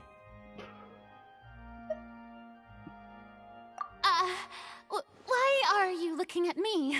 I had nothing to do with it! I don't know what happened there either! Hey, stop staring at me! What does Lady Farina mean by that? She says she has no idea either? But that's impossible. Didn't she create the Oratrice herself? Yeah, so are the verdicts reliable or not? Can results like this really... My dearest citizens, did you really think we'd allow an incorrect verdict to be handed out in this court? Did you really believe that the judgment could be mistaken or be the result of some sort of random mishap? Don't tell me. You thought even I had been blindsided by the Oratrice's results. But the way she looked just now, it was pretty obvious she had no idea what was going on. However, given the state of things, I shall give you an explanation. Everything that just took place, including my supposed shock and bafflement, was a part of an elaborate performance, with every action meant to stir up drama and excitement. And, of course, for every performance there is a script. Everything has unfolded exactly as I expected from the very beginning. If you thought Child had nothing to do with the serial disappearances case, it is only because you've been blinded by the superficial appearance of innocence. Everything he's done, not to mention the danger he poses, are beyond ordinary comprehension. All shall be revealed in time. You will come to understand my noble intentions, as well as the absolute correctness of the Oratrice's verdict.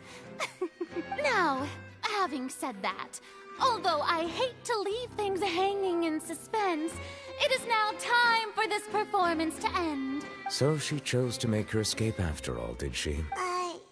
So you're saying we shouldn't put much stock into what she just... She probably just put on that performance to save face. As for the truth, it's unlikely that she actually has any idea. However, please be assured that I will continue to investigate this case in a personal capacity.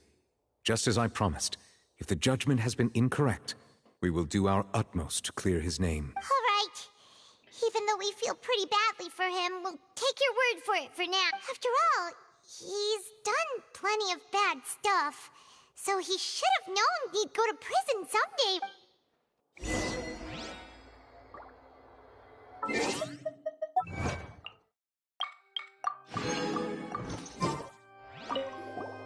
Oh, Monsieur Nervalet! That power you showed when you took him down. Who are you really? I don't think I see a vision around him. Wait, does he have one? I don't think he do. I'm the Chief Justice of Fontaine, of course. If officers of the law lack the strength and capability to enforce it, then it makes a mockery of justice.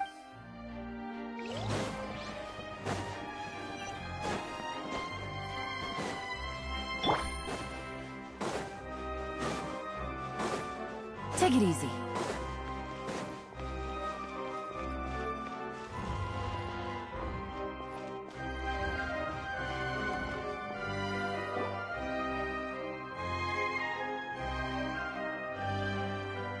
Hey, what are you doing? Quick, stop him!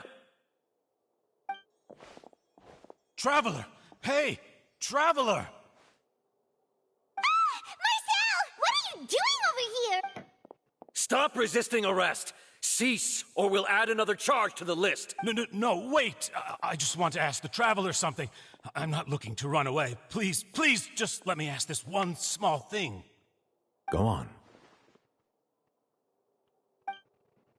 Thank you. I was being led away when I finally realized something. Where did you first hear the name Vacher? I erased all records of that name. So, unless... Are you still trying to prove your innocence? Give it up. You've already been convicted.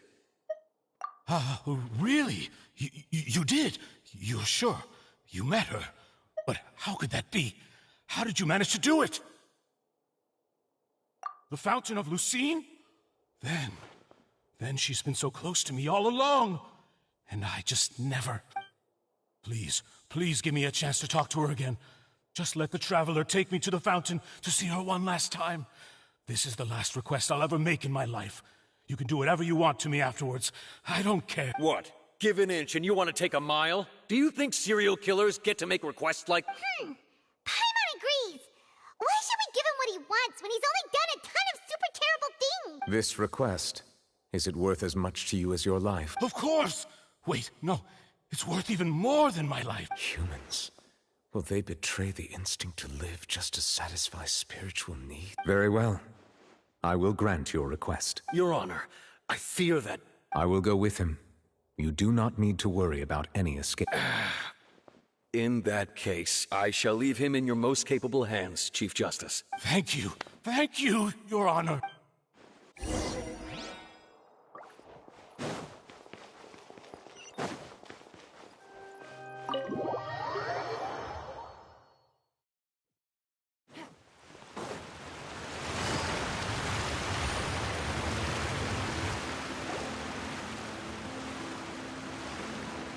Is this the place?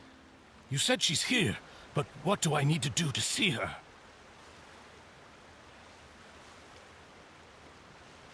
Yeah, and even Paimon could hear her after drinking that thing. Didn't you just drink a lot of it on the stage as well? Oh, Vache! Ah! Yes, that's it! So you heard it too! Vinier, it's me! It's me, Vache! Vache? Vache! I'm here! I'm here! Where are you, Vinier? I'm coming for you. I'm finally here for you. Hey, wait! Be careful! Hey, wait! Vinier, is that you? It's me, Vache! Vinier! Vache? Why did you come? Didn't I say? You don't need to look for me. You look a lot older than I remember. How long has it been? It's been more than 20 years. I've suffered for over 20 years since the day you left. All this time, only the thought of bringing you back has kept me alive. Nothing else mattered to me. I must be dreaming. Who would have thought I'd get the chance to tell you all of my feelings like this? Vinier, you are my everything. I really don't know how I could live without you. But Vache, if you ask me, this world would be better off without you. What are you saying? If not for you, I would have finished my law degree and probably become a top-tier attorney one day. If not for you, I would have continued to pursue my love of the arts, and my works would have been displayed in the Palais Mermonia itself. Wow, she actually bring the guy. If not for you, I would at least have been able to take care of my mother. And she would not have grown old and died alone, with nothing but the tears on her cheeks. It's all because of your selfishness, Vache. It's all because of you. You... Wait, you are not Vinier. Who are you? You're right. I am not Vinier. I am the sacrifice. Every woman who died by your hand, as our bodies dissolved, our consciousnesses flowed back to the primordial sea. Yeah, he deserved it, I guess. Our thoughts circulated endlessly within the primordial sea, and we were no longer individuals, but we became one, just as streams of water come together in the sea. I'm Cressy. I'm Lemony. I'm Azine. The only one I am not is Vinier. Why? But then, where is Vinier? She doesn't want to see you anymore. Every tendril of her consciousness is avoiding you. This is what you get for your selfishness. Your selfishness robbed us of our lives and our futures. You said time and time again that you'd do any and everything for her. But did you ever consider whether she'd want to see you do the things that you did? If she would despise you for what you became?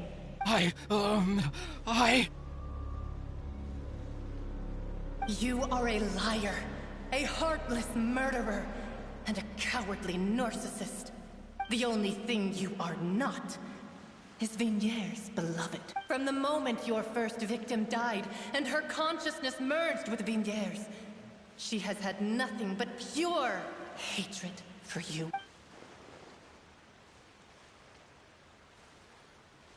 Look like I did look like I did beat Vinier back. No! Vinier! She can't hate me. Let me see her, please. You still don't understand.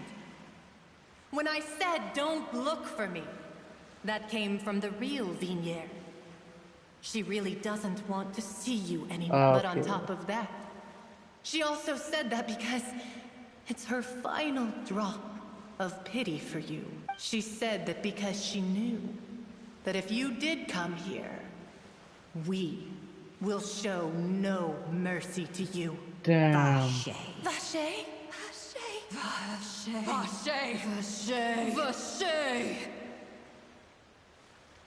Okay, yeah, I know what people will say.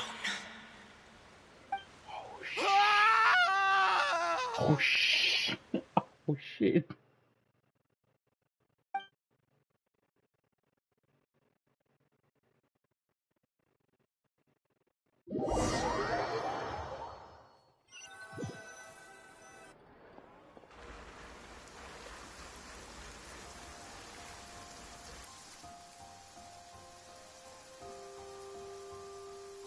Finally, we have some time to do shopping. Gosh, it's really been a long time since we've been able to relax. Huh. Well met, partner. I knew something great was going to happen when I woke up in such a good mood. Even this weather can't put a damper on the demoiselle's mood. It's a pleasure to see you both again. Oh, hey, Navia! It's been a few days. Paimon's already started to miss you. Oh, now that I believe. I'm easy to work with and always bring home the bacon. Who wouldn't treasure having a partner like me? Sounds like you're really enjoying life these days, Navia. What have you been busy with since the tribe? It's just been one thing after the other. I've been making non-stop trips between Poisson and the courts in Sen. Everyone from Spina di Rosula organized a memorial for my father. We never held a memorial when he first died, since everyone knew that even if we held one back then, no one was going to come. This time, though, everyone in Poisson, and even many people from the court, all attended. So his name's definitely been cleared now. That's what we like to hear. It's been the dearest wish of Demoiselle all along. That blasted stubborn fool. I was right to put my faith in him. I'm so glad I didn't give up on the case all those years ago. Oh, by the way, I ran into Charlotte just after I left the memorial service. Well, maybe it'd be more accurate to say I knew she would be there, and there was no way she'd just let me go. Huh? So you know Charlotte too? The Charlotte? Journalist from the Steambird? Yeah, way back when I first became the president of the Spina di Rosula, she was all over me. Wouldn't take no for an answer. I believe the story was called The True Heart of Darkness, Secret Tales of the Yellow Rose. To be fair, though, it was a really flattering feature. She was trying to lean on our friendship to get me to do an exclusive piece on the serial disappearances case. Oh yeah, she told us about that. She's always been super interested in that case, so now her wish has finally come true too. Anyway, I told her to make sure that when she writes about you guys entering the opera house with the critical evidence, that you both sound really cool. Now that's another thing to look forward to. We trust Charlotte's skills with a pen for sure. Oh, and in other news, I also took Clarand out for a meal. Oh, are you two on better terms? While you were investigating Vache's headquarters, Clarand gave testimony on my father's behalf. It was thanks to her that we were able to turn the tide. I wanted to thank her. I mean, there's also no point in being awkward all the time, so we took the chance to reconcile with each other. Oh, that's great. Paimon also thought Clarand wasn't actually a bad person. It's always good to have more friends. Anyway, now that the case has finally been solved, perhaps it will slowly begin to fade from the public consciousness. Oh, actually, there's still one last thing I need to do. What is it? I should pay a visit to my father's grave and tell him the truth of what happened, as well as how it all ended. And on top of that, just how much people still look up to him. That includes me. Miss Navia. Indeed. We want to go too. Sure thing. I'd like you two to share the moment with me. After all, without you, there might not have been such a positive ending. And in that case, everyone, let's be off. Considering the recent weather, we'll be lucky if we can reach Poisson before dark. Yeah, you're right. It's been raining non-stop for a few days now.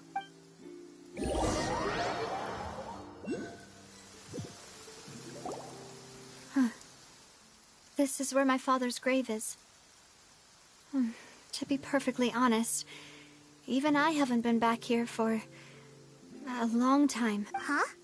There's someone there already. Wait. That figure. It can't be. Isn't that Nervalette? Why would the Chief Justice be here? Huh? Navia? My apologies. I should have asked before coming to pay my respects. Don't say that. Sorry about that. Oh, I was trying to say there's no need for you to apologize. I wanted to show my father how much I've grown. But still, I doubt I've grown to the point that even the Chief Justice would feel compelled to apologize to me over and over. In that case, I will stop apologizing for now. You really could use some pointers on understanding human emotions, Monsieur Nervalette. In any case, why did you come to Poisson? Well, ever since that day, I've been turning a question over and over in my head. Just what is justice anyway? There was once a time when I didn't want to believe that there could be anything more important to humans than life itself. Oh, rather than that, it's probably more truthful to say I didn't believe humans were capable of resisting the most basic instinct of living things. That they could rebel against their own nature, or consider certain things to be more important than their own lives. Which is also why I didn't stop your father from beginning that fateful duel. I believed that a truly innocent man would never throw away his life like that. That there was nothing, should have been nothing more important than one's own continued survival. But Mr. Callis proved me utterly and decisively wrong. If not for his sacrifice, the serial disappearances case would have remained unsolved. Mr. Callis made the choice he did for his daughter, for his associates, and for many people completely unrelated to him. And in the end, from a certain perspective, one could say that he did it all for the sake of justice. A justice that's higher than life itself. So, you asked me why I came here. I just wanted to say my apologies to Mr. Callis in person. I should have noticed all of this much sooner. This regret has filled me with a sadness that has haunted me for days. That high and mighty chair in the Opera Epiclese indeed insulates one from many important things. Spina di Rosula, thank you so much for your hard work and perseverance. I'm sorry for being mad at you before. So, you're actually one of those types that's cold on the outside, but pretty thoughtful on the inside, huh? That reminds me of Silver, one of my guys. Sorry about that. Self-expression is not one of my strong suits. Didn't I just say you don't need to apologize? So Navia and Nervalette seem to have made their peace as well. Let's not disturb them for now. We can wait till after they're done.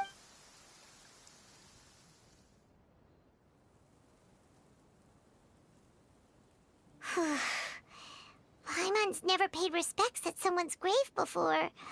Did Paimon do anything rude there? Huh? Oh, Paimon didn't know that was a thing. But Paimon doesn't know what she would do if she can't fly. Oh no. Paimon hopes Miss Navia won't be too mad. Anyway, Nervalette is still standing around there. It's not often that we can catch him alone like this, so why don't we go talk to him for a bit? If we can't talk to Lady Farina, we can at least talk to him, right?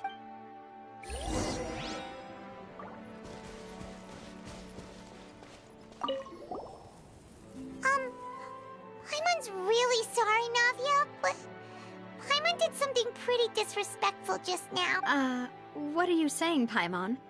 I don't think I... Well, aren't you not supposed to fly around someone's grave? Huh? Who told you that? Hey, Traveler! Why did you mess with Paimon again? Because you deserve it. Take it easy.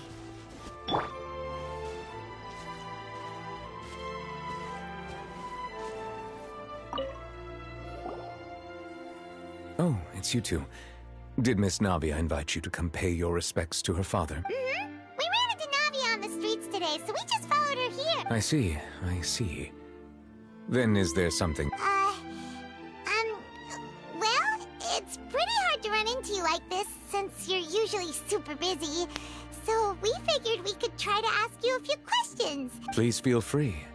Though outsiders, you helped us solve one of the greatest mysteries in Fontaine, and it would be my pleasure to return the favor.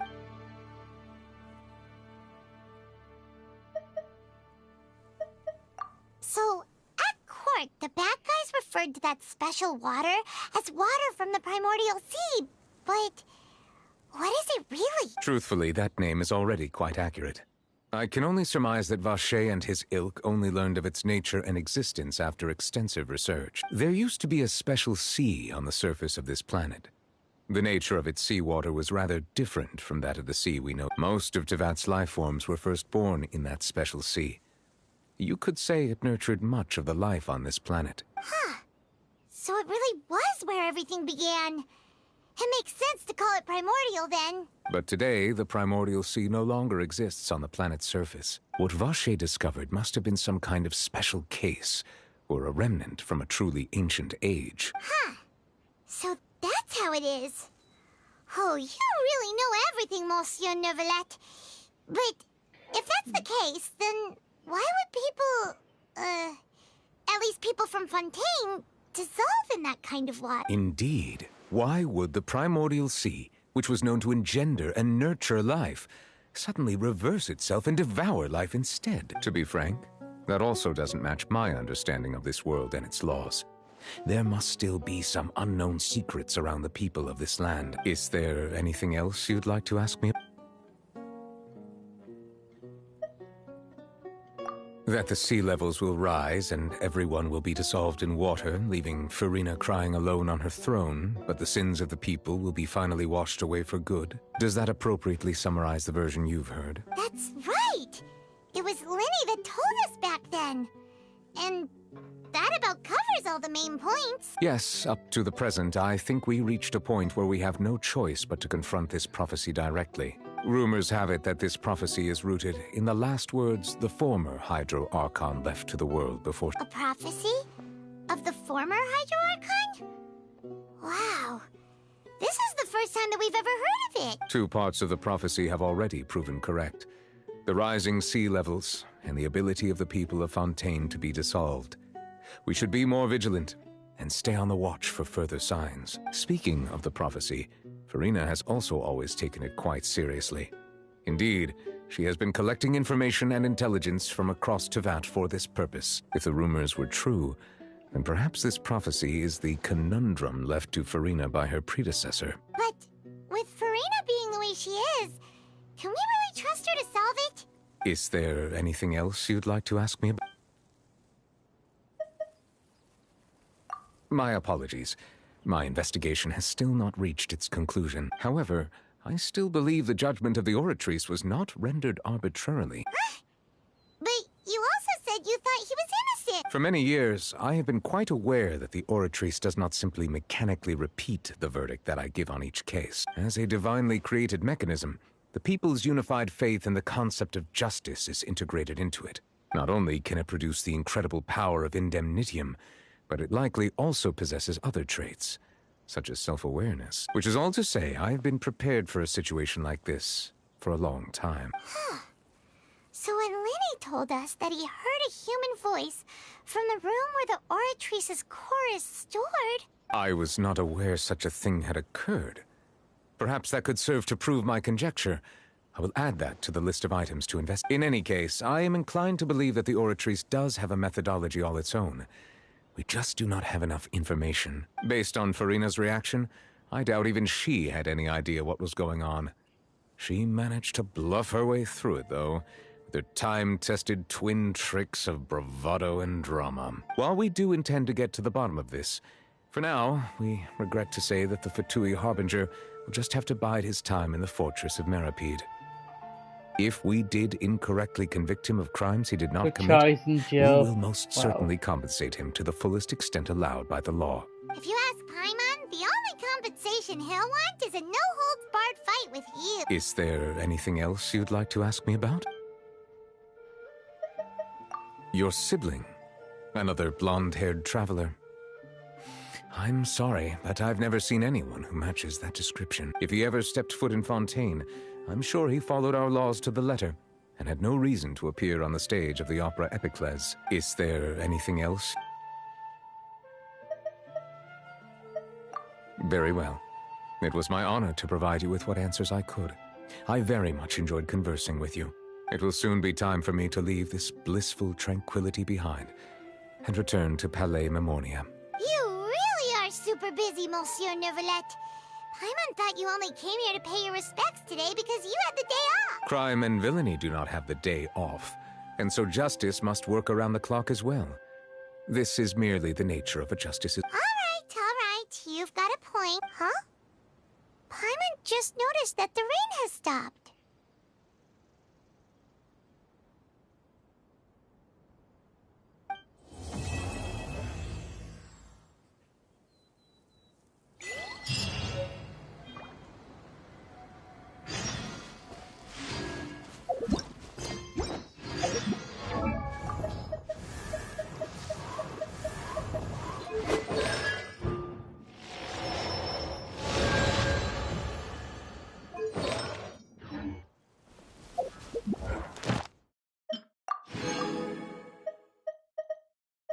Oh, what the hell? What is all these quests?